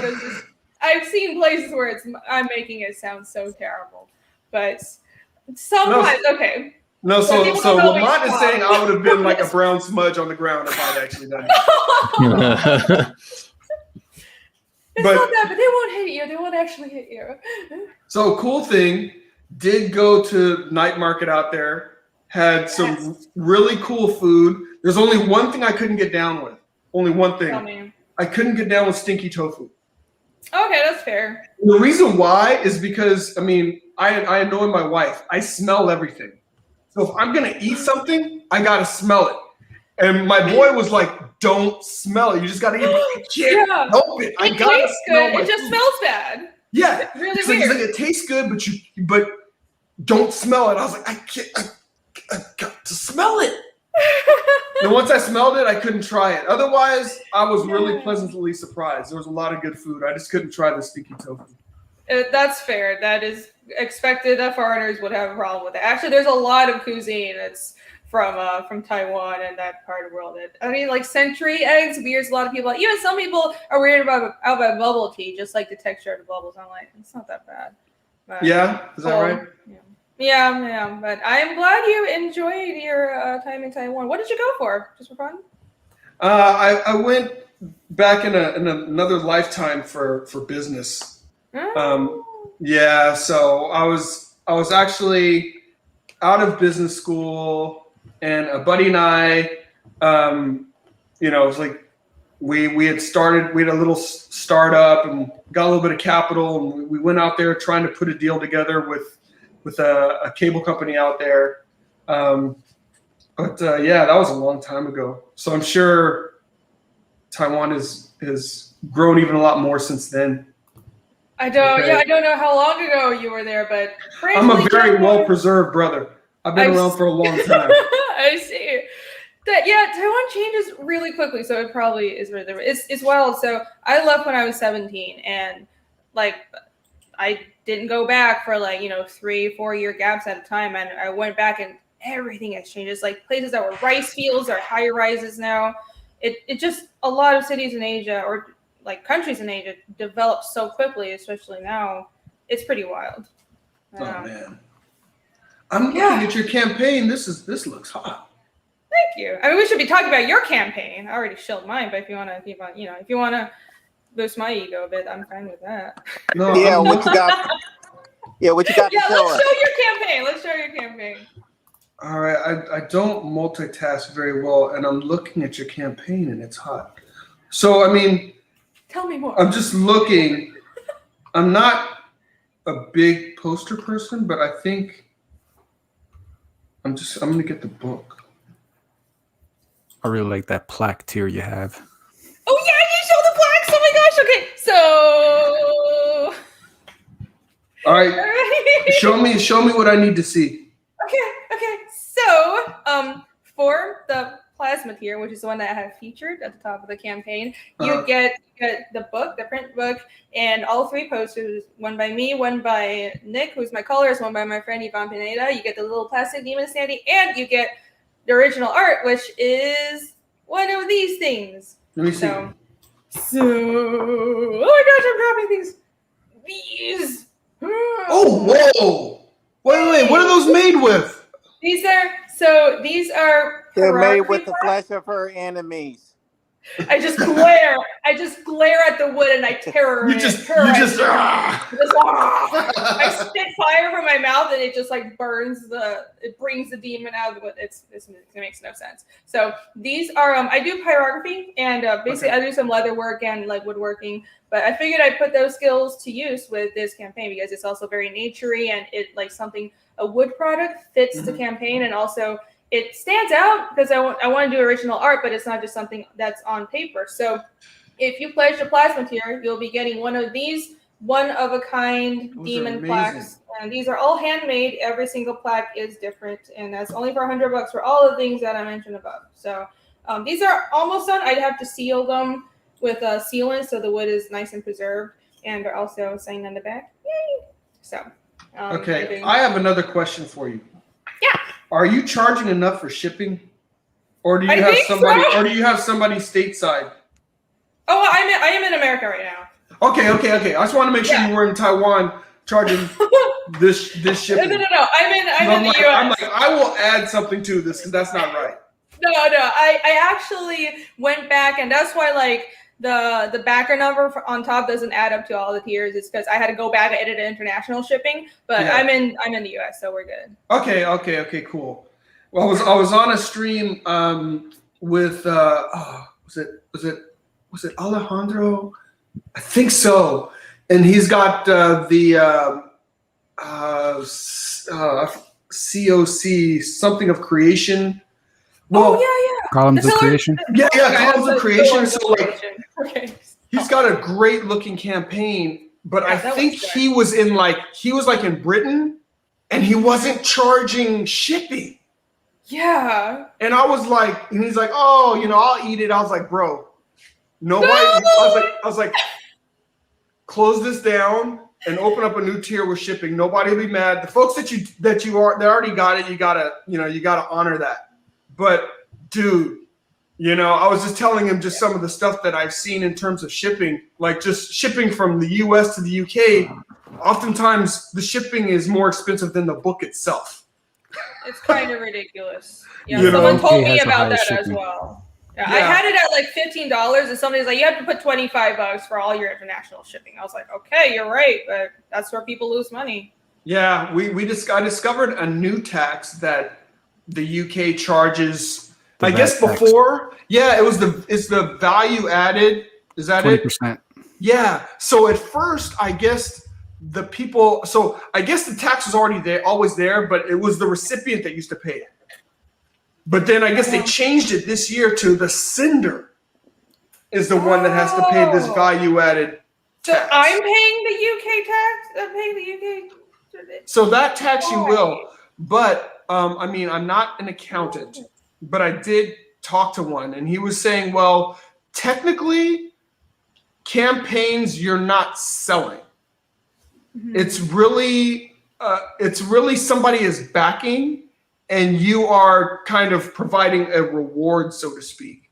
Right. So, what is the value of that reward?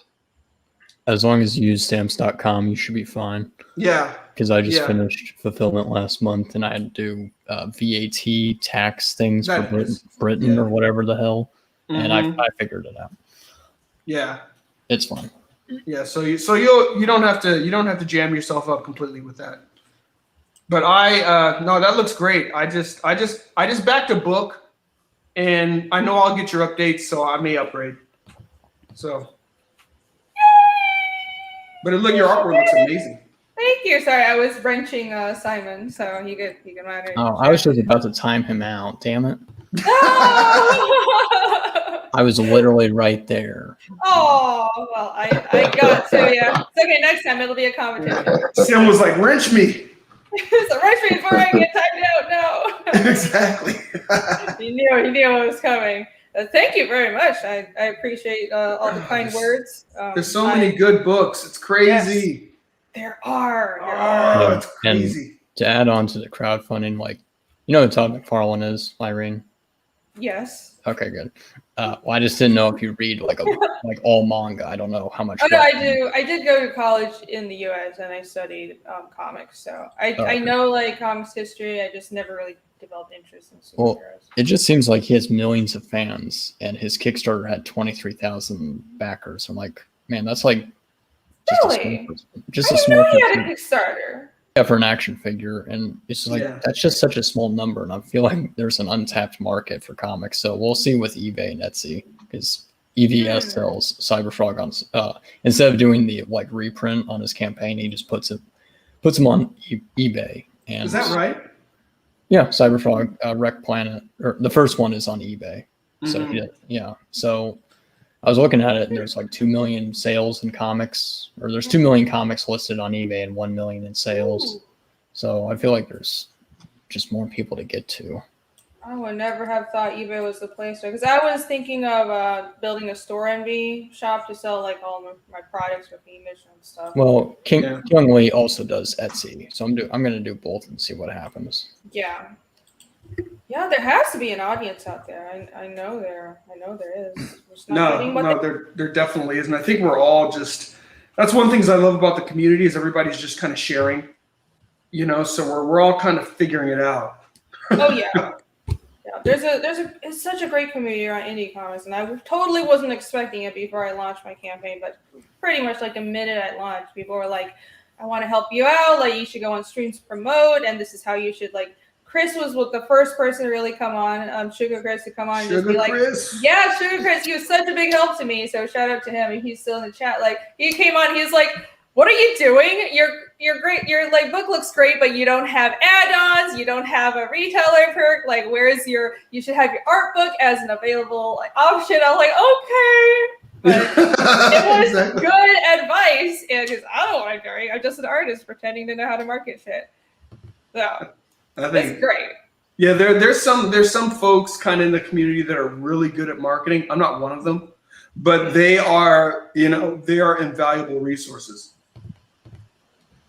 I think the first time I went on a show, I had a Kickstarter going, and my buddy was like, hey, you should look into this group, whatever.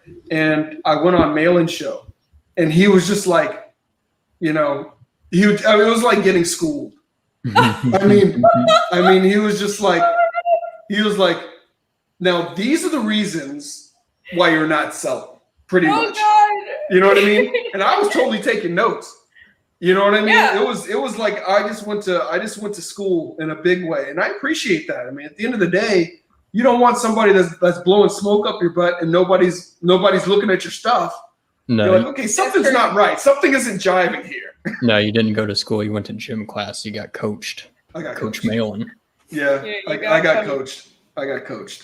But a lot of great folks. I mean, like Sugar Chris has seen a ton. Sim, I mean, even though he has his own campaigns, but he's also seen a ton of campaigns. There's so many people that have so much just knowledge.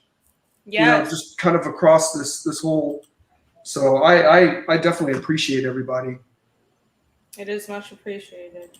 Yeah. Lovely. Hey. So we should show your book. So yeah, let's do that, John. So I have a campaign that is on its way out, and I have a campaign that's on its way in. Show both. Let's do it. All right. So I'll show you, and I've got books for the campaign that's on its way out. Okay. Should I full screen you?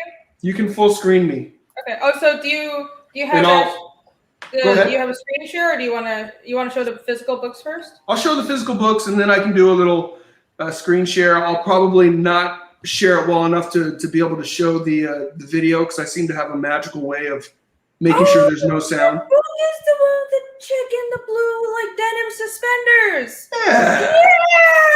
Okay. All right. I'm full screening you. All right. Yeah. So it's Magna, the Last Pantheon, Volume 1. So there's 3 cover options. You've probably seen this one with Werebeast, Yeah, kind I of saw that one. spawn of Fenrir. Yeah. There's another one that's kind of her.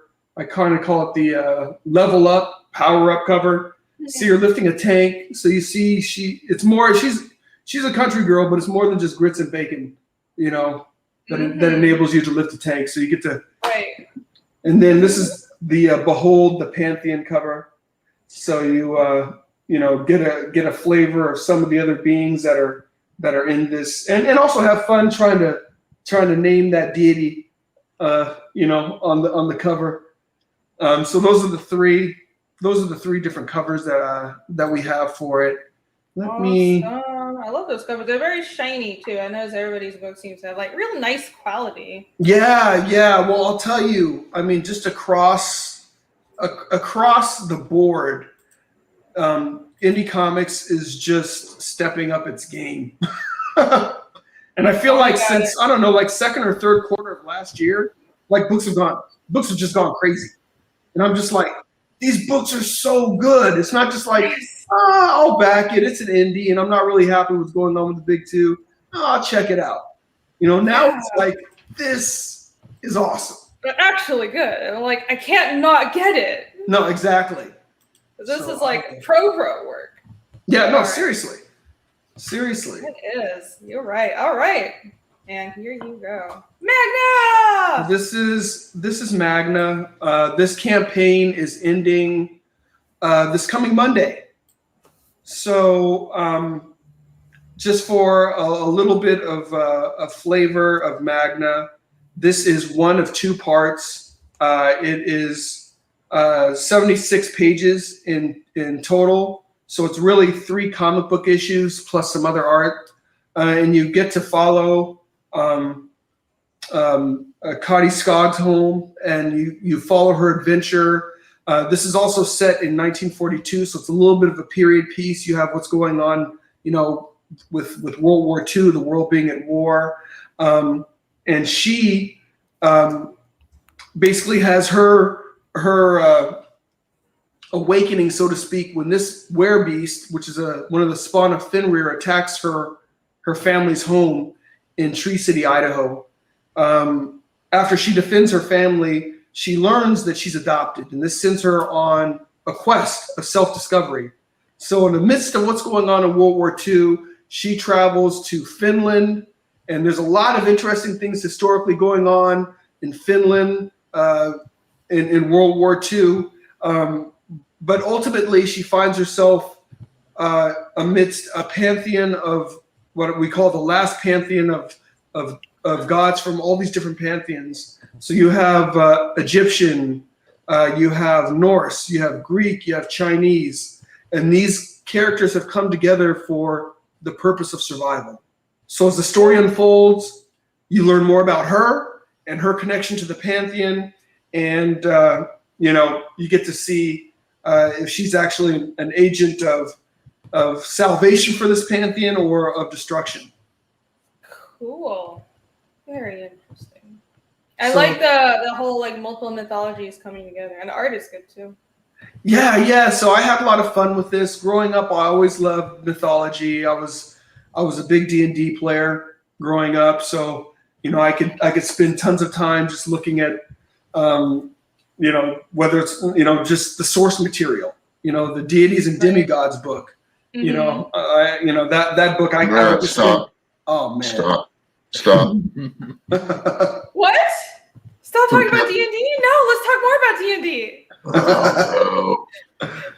I want to put a pin in it before we get into. You guys can talk about D&D all you want. I'll probably be tuning that out. But okay. I have all my characters statted out, and I just posted on Twitter for proof, so I know everybody's like personality type and all their D&D stats and class. God, you're such a nerd. I really like D&D. Just see, Steve, I'm not the only one. Yeah, there you go. You're not alone. They're coming out the woodwork. That's where it starts. Yeah, I want to say that was a really good pitch. That was a forceful, effective, 45, 50-second elevator pitch for what your book was about. And well done, sir. I appreciate that. Thank you very much. So we have just a few different tiers. Actually, this tier I'm closing out because we're closing out the campaign, so I can't really take any more commissions. But we have, of course, a digital tier. So you can read the book. We have a web reader, so you can read the book on our web reader at BeyondTimeComics.com. We have a few Magna beanies left. I'm actually not even wearing my beanie right now. We have the 3 different cover options that you can choose from. And you can also get all 3. Never want to stop folks from doing that. So that's what we have remaining at this point. But you get the book. That's kind of where that's the whole point. Getting books in people's hands. So in a nutshell, that's Magna. And Magna ends, like I was saying, on Monday. And then, if you don't mind, I'll quickly show you the campaign that is going to be opening. Yes, go right ahead. On Tuesday. And don't worry, I'm like the master of doxing myself, so it really doesn't matter. No. I'm a self-doxing machine, so if you want to stop sharing from it, that's fine. There are crazy people on the internet. I know. Let's see. I'm going to change this stream to. I'm going to put all your names in the stream because this is no longer a drawing stream, which I'm not complaining about, but I need to be clear. So, I don't know. I should have just shown you what I put together for the actual launch page so far. I might as well just do that. I've already got it. Oh, yeah. Do you have a pre-launch page? I do have a pre-launch page, but I've started putting together the campaign already. So and this may be a little bit more, you get a little bit more meat this way. So Black Tiger, this is the second volume of Black Tiger. This was the first. And the first volume of Black Tiger, I've been working with an artist, Rod Looper, we've been working together for over 16 years. Ooh, so the first volume is a 172-page kind of compilation of, the first story arc that we completed together. Mm-hmm. So Legacy of Fury was the first campaign that I, ever did for a comic book. Mm-hmm. This is now, it's kind of confusing because it's called Black Tiger Hidden Dragon Volume 1, but it's Volume 1 of this new, story arc. So it's actually the second Black Tiger story arc that I'm publishing. So, I'll run through a little bit of the artwork so you guys can check it out. There's a mailing list for this, which will be up until we launch on Tuesday, and there'll be some nice little perks for those that get on the list and end up buying the book. But for me, I'm a big, along with being a big comic book fan, first medium, probably wouldn't have been reading if not for comics. Big Hong Kong martial arts movie fan. Dating myself, when I was growing up, a lot of the Hong Kong movies would show, like the old ones would show on TV, mm-hmm. And that's where I fell in love with martial arts. So this is kind of mixes a lot of my loves. This first story arc, I say, is kind of a mix. It's a comic book. It's got superheroes. It's got metahumans, but it also has elements of not just old Hong Kong movies, but kind of like Chow Yun-Fat, John Woo kind of elements. It has some American gangster elements in it as well. In this newer story, you have much more of the supernatural elements. You see more of the metahuman elements. You see more of the kind of supernatural kung fu elements in this story. And you see in this story, it picks up where Legacy of Fury left off, and Jin Fong is now the wielder of the Black Tiger power. And it's a power that's been held over time throughout the millennia. So she, in classic kung fu style, she is looking to honor her family because her father was the prior Black Tiger and he was killed. And then he was also a cop. So even as a cop, he was posthumously dishonored, and then Black Tiger was dishonored, and the city's running amok. So she has taken on this mantle. Not that she wants to be the Black Tiger, but she wants to restore honor to her family as well as to the Black Tiger. And she wants to learn more about who she is, seemingly being the first female wielder of the power of the Black Tiger. You know, you'll see in the images, I love fight choreography, so you're going to get a lot of good fight choreography. I was going to say, I like those action panels. Those are some good action panels. That stuff is harder to do than you think. Oh man, let me tell you, working with my artist Rod Looper, he and I think we have a very very good kind of symbiotic way of working. You know, when I script, I like to fully script things out, and it's not to be like my way or the highway, but it's more like so Rod can see what I'm thinking. And then once he sees what I'm thinking, then he'll be like, hey, you know what, that actually works. Or he'll be like, that's insane. Or I see a better way of getting to where you're trying to get to. So ultimately, we want to show the flow in a fight. We want the story. And this is one of the things that I learned. My first foray into comics is I worked for Michael Davis, who was one of the founders of Milestone. And he had actually set up a company called he was with Motown. He set up an animation and comic books division with them. And I got hired on as, you know, basically a gopher, but I had the opportunity to eventually do some writing and some editing.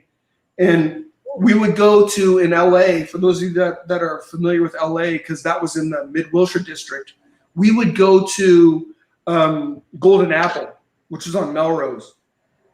And we go in there and we'd be looking at comics together. And my boss, wait a goddamn minute. Hold up. I had an office on Highland, probably about at that time, trying to place where you're talking about. So Motown was actually more down. So definitely it was off of close to La Brea. It was right off of La Brea. And I want to say, man, the name of the street is escaping me. Wow. But yeah, it was right. It was right off of La Brea. I know nothing. Yeah, I pretty much got you. Yeah. Going east or going west? Going east or going west from downtown? So if you went up, if you went north on La Brea and then you went west, probably like a quarter of a mile in. Nobody cares but you. Nobody cares but you and me. All right, so yeah, headed out toward Venice. All right, we were headed out towards Venice. I get it. Intriguing. And we would go to comic. What was that? On that note, I hate to cut in, but I kind of got to dip out. I got to get up at 3 a.m. Oh, dang! All right. Well, thank you for joining. It was nice to meet you and have you on the show. You're welcome back anytime. Awesome. Yeah, it was great to be here. A lot of great books and everything. You want to shout out your social and everything one last time? Oh yeah, you can find me at Vault Kobold on Twitter and Minds, and if you have a chance, check out Havoc on Indiegogo. Yeah, buy Vault's books and shit. That's what we're here doing. Yeah. Vault's books. Yeah. Nice, man. Okay, I gotta check that. You know what? I've seen the Havoc covers on some people's posts. I gotta check those out. Yep. They're beautiful. Yeah. Yeah, much appreciated. Have a good night, everybody. Have a great good night, brother. See you around. Good night. Go to bed, kid. Go to work. Exactly. Yeah. When we would go to the shop, my boss, he would flip through the books before. And I said to him one time, I was like, aren't you kind of ruining the experience? So you're saying Motown had an animation division? Is that what you're telling me? They did, and they published comic books. That's really why I interrupted, not for the geography. But yeah. No shit. I did not know that. Yes, sir. Yes, sir. And this I know Martha, I know the Vandellas and all that Motown stuff. Okay. Yes. Go on. So they did that. So this was during the time, this was kind of like, Image was big. The market was still kind of in that speculative boom. And Motown said, hey, well, maybe we can sell $1 million books too. So Michael Davis put a deal together with them. Huh. And there's some books like The Crush was one of the books. Did some good stuff. Yeah.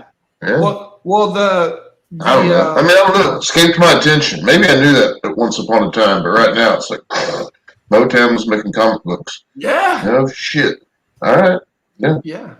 I mean, and you probably know. I mean, at that same time, you know, on the west side was Top Cow and Michael Turner Studio and all those speculative ventures into let's throw some money at this and see if it works. And so I mean, I'd imagine you could draw some creators if you're like if you're Motown, you probably got some people that want to create. So I mean, it's two different deals, but it's the same fucking deal too.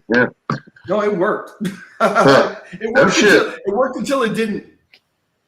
I might just go on a deep dive rabbit hole research thing on that. That's pretty cool. Yeah. I did not know that. The first book I wrote was called, it wasn't my book, I didn't own it, but it was called Trouble Man. And the artist was Chuck Drost. And that was a Motown Machine Works book. Yeah.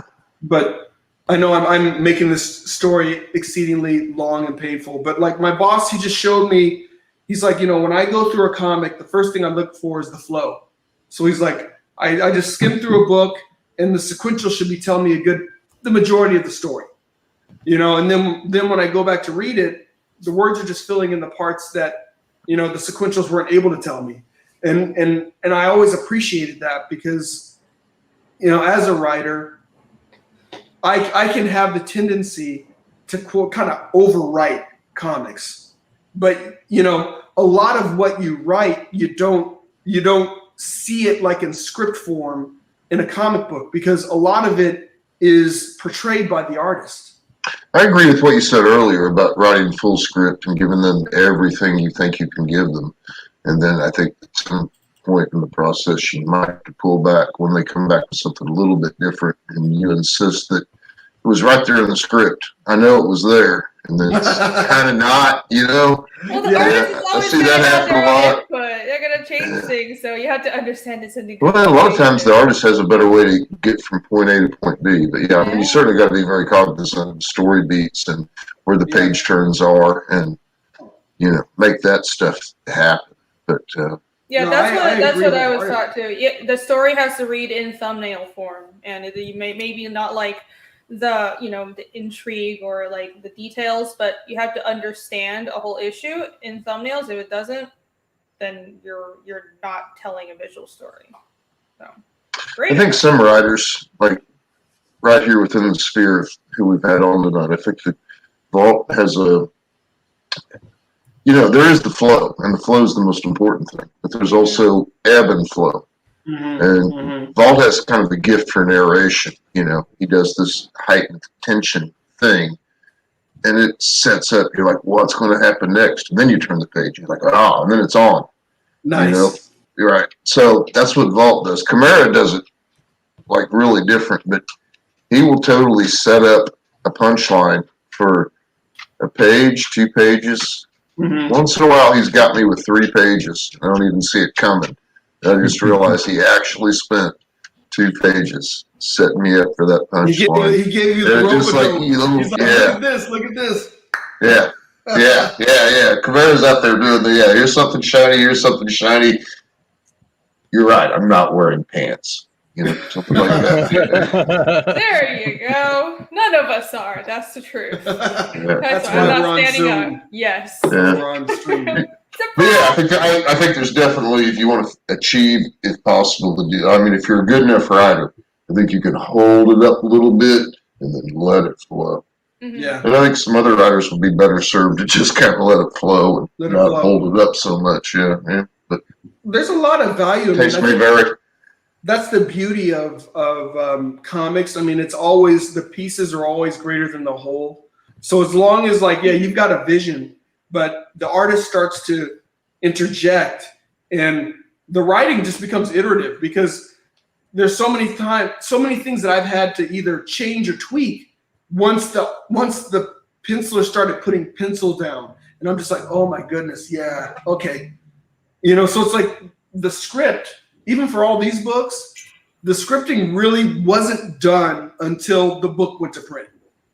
Still tweaking. I think that happens with every comic because even though I'm writing and drawing everything myself, it's something changes when the characters show up on the page. It's like it becomes real, and I can see through their eyes more, and it's like I act them better, and I'll be like, the way I scripted this is not right. I have to just like, nothing is final until like the pencils are done, or actually even until print. You're right, because then I'll be changing the dialogue. So it's a you find your multi-layered process. You know, I think the artist, both as an artist and as a writer, you find your stride. And then all of a sudden you realize, okay, I've got these folks' voice now. So then you go back. Yeah, the voice comes out like it's a multi-level, like layered discipline. So you have to build on the writing, the art, and the dialogue, and the further you are, the more they speak to you. But it's great when the characters like start telling you what they're saying. That's how you know. Got it. You're like, okay, now I am the whisperer. Yes. My characters. I hear voices in my head. Either I'm crazy or they're exactly. We're all. Well, you know, I mean, I like that dragon page. That was awesome. Philosophically, I agree that I mean, as a writer, you write, you rewrite, you rewrite, you rewrite. You never ever stop rewriting until eventually. I mean, you know, there's the dichotomy. Eventually, you have to actually give it away. Yeah. Here it is, and we're going to go ahead and print this, and this is as good as it's going to get. But I mean, you certainly fine tune it all along the way, and the art can inform. It's quite often that if the artist is gifted, you might be able to excise some of your exposition because it's right there in front of you, and that's pretty cool. You know. All of that, and remember, kids, about 25 words per panel is about enough. For sakes, and you know, little things like that. But like a lot. That's true. And I have benefited from, you know, having my wife and a friend edit me, because you know, sometimes they're just like, here you just got to get to the point here. You gotta kill all your darlings and all that happy stuff. But, exactly. Yeah. But you know, there's also that deal where I really do think that you touched on it earlier, and I thought it was a good point. And that's what Chimera's really kind of built where he's at on it with, and what I'm hoping Vault will be able to do, and what I could certainly see Fiendish doing is establishing a base audience and then showing that, okay, I can make this book, I can fulfill this book, print this book, I can deliver this book. And if you just give me a little bit of extra money, I'll go ahead and make another one. There you go. Yeah. Exactly. We're already working on it. Even if I'm broke under a bridge, I'll be drawing this. That's my attitude. Okay. So. Yeah, I carried a lot of backers from my previous campaigns. So this one, I was a little nervous because one is black and white and dark comedy. The other is science fantasy in full color. And I wasn't sure, but yeah, I've carried over a good portion. That's great awesome. To hear. That's a big deal. You know, that's a big deal. I think some folks, and I've seen it. It's like they may want to start doing something different, but are afraid that if I don't stick with this particular storyline, story arc, character, then maybe I'll lose my audience. So, you know, So I figure. I have a question for you guys. Of course. So it seems like, you know, doing the writing and doing the artwork is basically like two different monsters. Yeah. Kind of, yeah. How do you guys that are writers go about finding an artist to kind of marriage that writing with that art to, you know, get the vision that you actually want? I'm not sure if actually Irene not necessarily can answer this because she likes to do everything herself, but she does have a couple of artists that she, you know, as she said earlier, that she works with, doing the shading and some coloring. But she does the majority of it. But what I'm hearing is that a lot of you guys who are writing, you write everything yourself, and then you have other artists that you work with. So how did those relationships come about, or how do you find artists? Because I assume there's also going to be some artists who might be listening to this that want to get in with like a writer, or they might not be good at writing, but they may be really good at doing the story. So yeah. my first artist was Canales. We met on Twitter.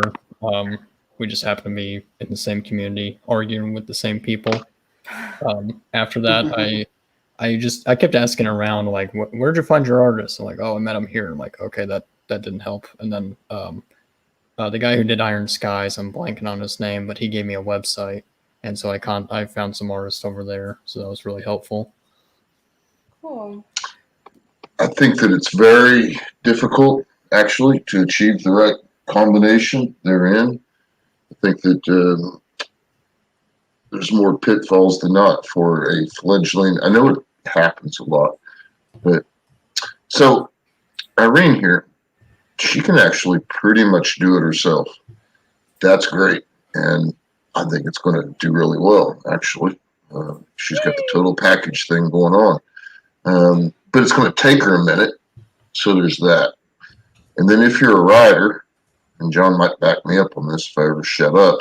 If you're a writer, then you have to hire somebody to do these things for you. And then you are kind of, and yeah, you got to work that out, because you want to have somebody you can work with in every aspect of that. Are they turning around the work quick? Are they getting in the story beats that I feel are important? Or maybe finding the right two guys to work together, I'm not naming any names, but I got a kid that's the easiest guy to work with in the world, and it's not working out. I mean, it is. They're doing amazing work, but man, it's like giving birth. This one project that's going on, and it's not a good mesh between, or maybe it'll turn out to be. I don't know. Maybe in the end, but I think it's really difficult to do that. But yeah. I do feel like it's two separate. If you're an accomplished artist, then I believe that you can make your bones on showing gradual progress, and everything will be fine. And if you're a writer, you got to go out and find somebody that can draw you 48 pages and can do it in the next 60 days or so, maybe 90. And so it's a tall order. Yeah, I mean, tell me what's the answer. I'm telling you that I've put together a lot of different pairs, and sometimes they work out good, and sometimes they're just not working out. You got to move on to the next thing. Well, I think that's it. It's like you gotta kind of assess. Like, this Rod was not the first artist to work on Black Tiger. Mm-hmm. The thing was, the sooner we both. So with the first artist, and the first artist is an excellent artist, but I think the sooner we both recognized that it wasn't going to work, that was, a little bit less money out of my pocket that actually didn't go to final production. and B, it also helped me to realize what I was looking for the project and with the artist. And one of the things I realized too, there's a lot of capable people out there, but you need to see what their abilities are, especially with regards to what your project is. Well, yeah, one capable guy doesn't necessarily complement the other capable guy, unless they actually, trial and error as well. It is. Like with the writer, I'd imagine, there's pros and cons of being able to do everything, because you can control everything, but then it takes forever. So, but it's better, honestly, to have multiple people working on a project, because then you get things done faster generally. But to find like the right team, like just a perfect team for a project, is like near impossible, and it takes trial and error. So I think if you're a writer and you're looking for an artist, you have to, first of all, no one is saying this, you have to have money to pay them, and that's the first step. And you go online, you find an artist that has the right style and right storytelling style that you think might work, and then you try them out, and hopefully it works, and you just keep on doing that until you hit gold. So that seems like that's how you have to do it. Yeah. And then, and the good thing, you have to figure out what your schedule looks like. Like with the first Black Tiger, we were on a very, very slow burn, but we were aware of it. So, how much of your book are you going to have done before you do a campaign? Different philosophies on how you want to do it, because it's all about either your human resource, it's either you spending all the time to get the book done, or your capital, you spending the money ahead of time, to get the book done. I was fortunate that I've been able to get my books pretty much produced before going to the campaign. But the reason why I have is because this is like 3 jobs. You got to market your book. You got to produce your book. And then you got to fulfill the darn thing. And I said, if I can just take one other variable out of this, so people know that, like, look, if I'm the only person that backs this darn book, at least I'm going to get it, because this idiot already paid for this book to be made. So, because some people use it as a barometer. They're like, well, if my campaign doesn't get to a certain place, I'm not doing this darn thing. Yeah. Well, that's exactly what. Yeah. That's exactly what I'm saying. If you're going to have if you're a writer, then what you need to have is, we're selling this book. Here it is. Yeah. Come get you some. If you're an artist, you can you can be like, well, here, let me show you this page. Right. And then about 2 weeks later, you can blow it out with, here's this snake, and everybody would be like, yeah, they're working on the comic book, Right. But if you're doing it's 2 different deals. Yeah. So Let me show you my do. prose. Let me show you my scripting. Nobody wants to see that. Yeah. No, I write a prose script, and so when Nick was coloring my pages, he was like, he wants to see the script and everything. I was like, I don't have a real script. I have like notes and like with interspersed sections of prose paragraphs. He's like, I hate you. I need a script. But that's not working, chick. That's not how we do things. It's how it works for me, because I'm You drawing can do everything. it because she's writing and drawing, but Yeah. as a writer, it's like, it's funny. I was talking with some other guys, and they're talking about kind of the Marvel way, which is kind of, hey, just very loosey goosey, and it's like, if you have the right combination of writer and artist, and the artist is really almost alongside as a co-creator, then I can see how that works. But for me, I'm like, look, I need to let you know everything I'm thinking about this, so you can kind of, take that information, assimilate it, and then start to figure out how you want to conceptualize it. I really look at myself. I look at myself as a writer, almost like a writer and a director, and then the artist is like the cinematographer. So it's like, okay, I see what you're trying to do, but it should be shot this way, not the way you're saying. But you got to know what you're trying to do. Yeah. I find it useful a lot of times when trying to be clear, it's pretty much my gig to bring all this together on some of these books. And I find it useful sometimes to get the writer and the artist in more of a conversation about the camera angle. And, how far, what way is it, wide angle? Are we zoomed in? What's going on there? And, okay, does that actually work in continuity and, editor nonsense? But, editors are important, though, people. There's flotsam and jetsam. Anyway. Well, it is. So, honestly, even though, I'm sorry, my lamp is doing stupid things. So I think my point was you eventually have to actually just go with what you've got to get it done. Yeah. When you're a writer, you've just got to be like, yep, that's pretty close. Because otherwise, just, like learn to draw. Exactly. If it's got to be exactly what you see in your mind's eye, you better. It's not going to be. You better go back to the woodshed and figure out how to do that. Because nobody else can do it. Nobody else can do it. You want the artist to have buy-in. And the only way the artist is going to have buy-in is if they're taking what you got and just blowing it out. Just saying, hey, man, this is an awesome design that I have for this. And you got to be willing to roll with that, or else the artist is going to be like, this sucks working with you.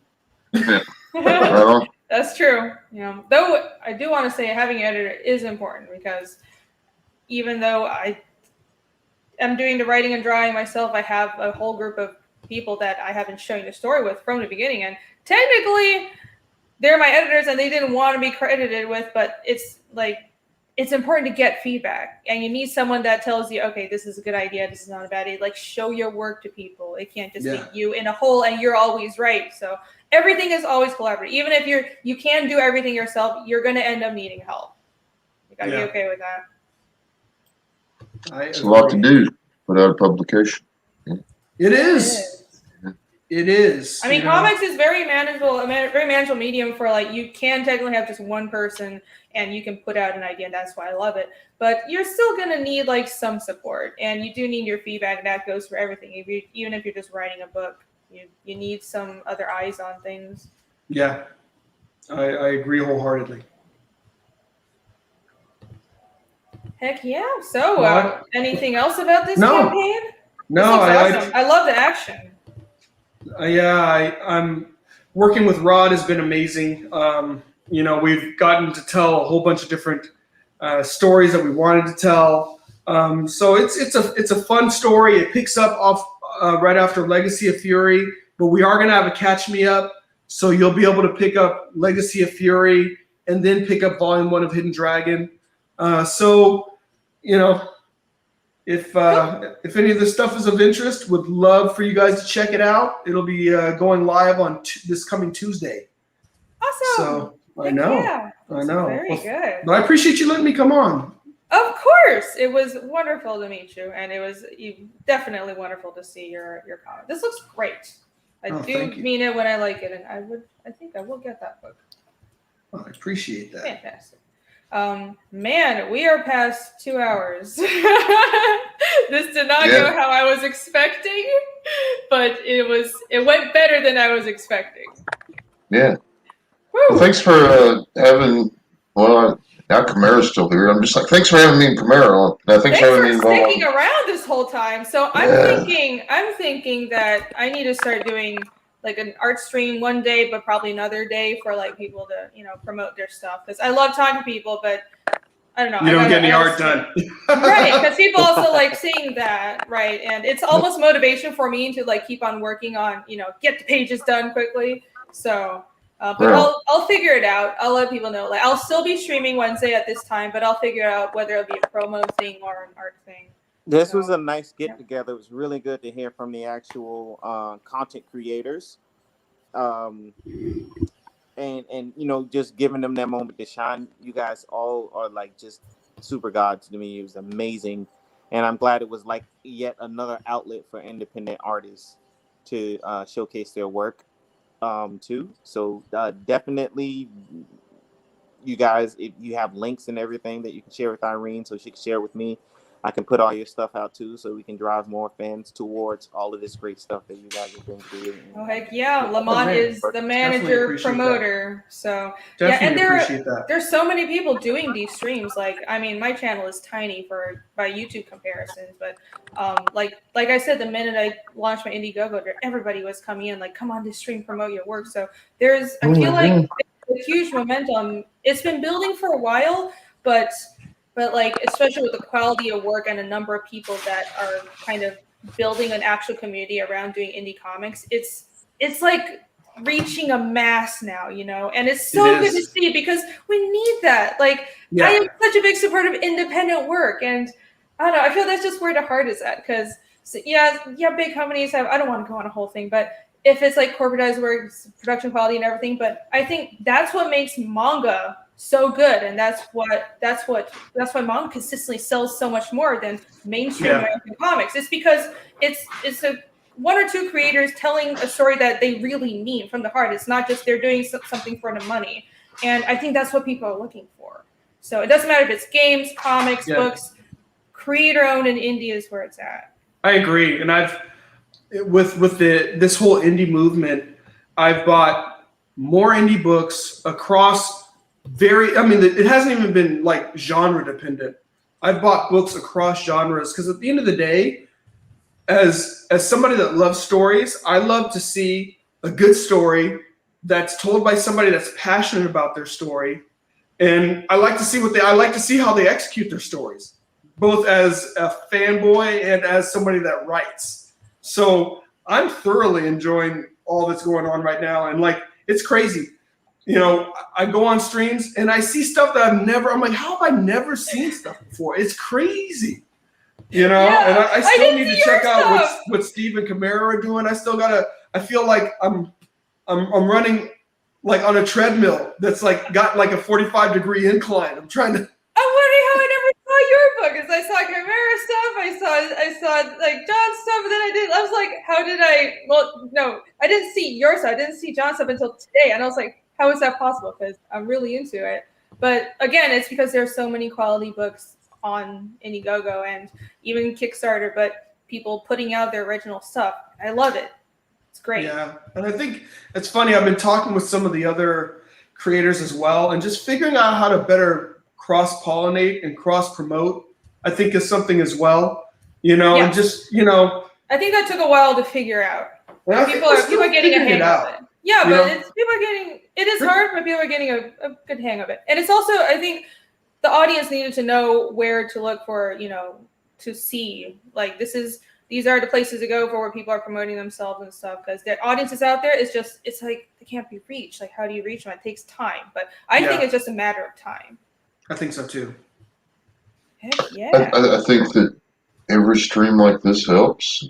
Every time anytime anybody gets an opportunity to put their book out there helps.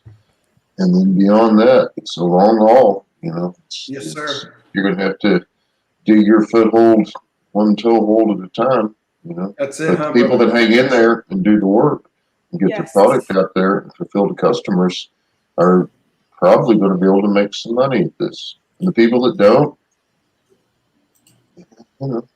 Yeah. Yes, you got to keep at it. But all of us here are going to deliver above and beyond expectations. So you can rest assured about that. I feel the passion.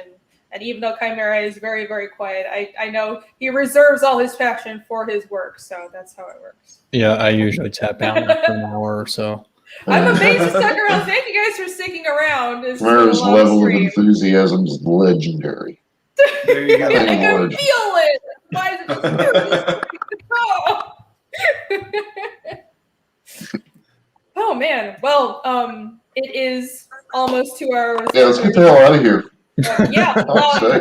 Everybody plug your stuff. Where can everybody find it? Let's start with John. At Beyond Time Inc. on Twitter, Instagram, and YouTube. Heck yeah. Chimera? Yep, Chimera the Hut on Twitter. I'll link it in the YouTube. Awesome. Chimera the Hut. And Steve, I assume Back Chimera, Back Testament. Go get you some SOS, what's still in demand, or get it off of Etsy. Get you some Havoc. Get you some Trials and Triumphs.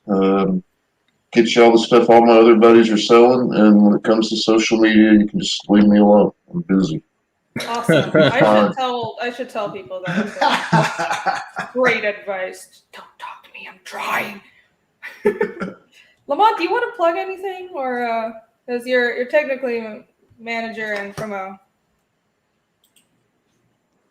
I suppose he will be back on my stream. So if anybody wants to find him, come on here.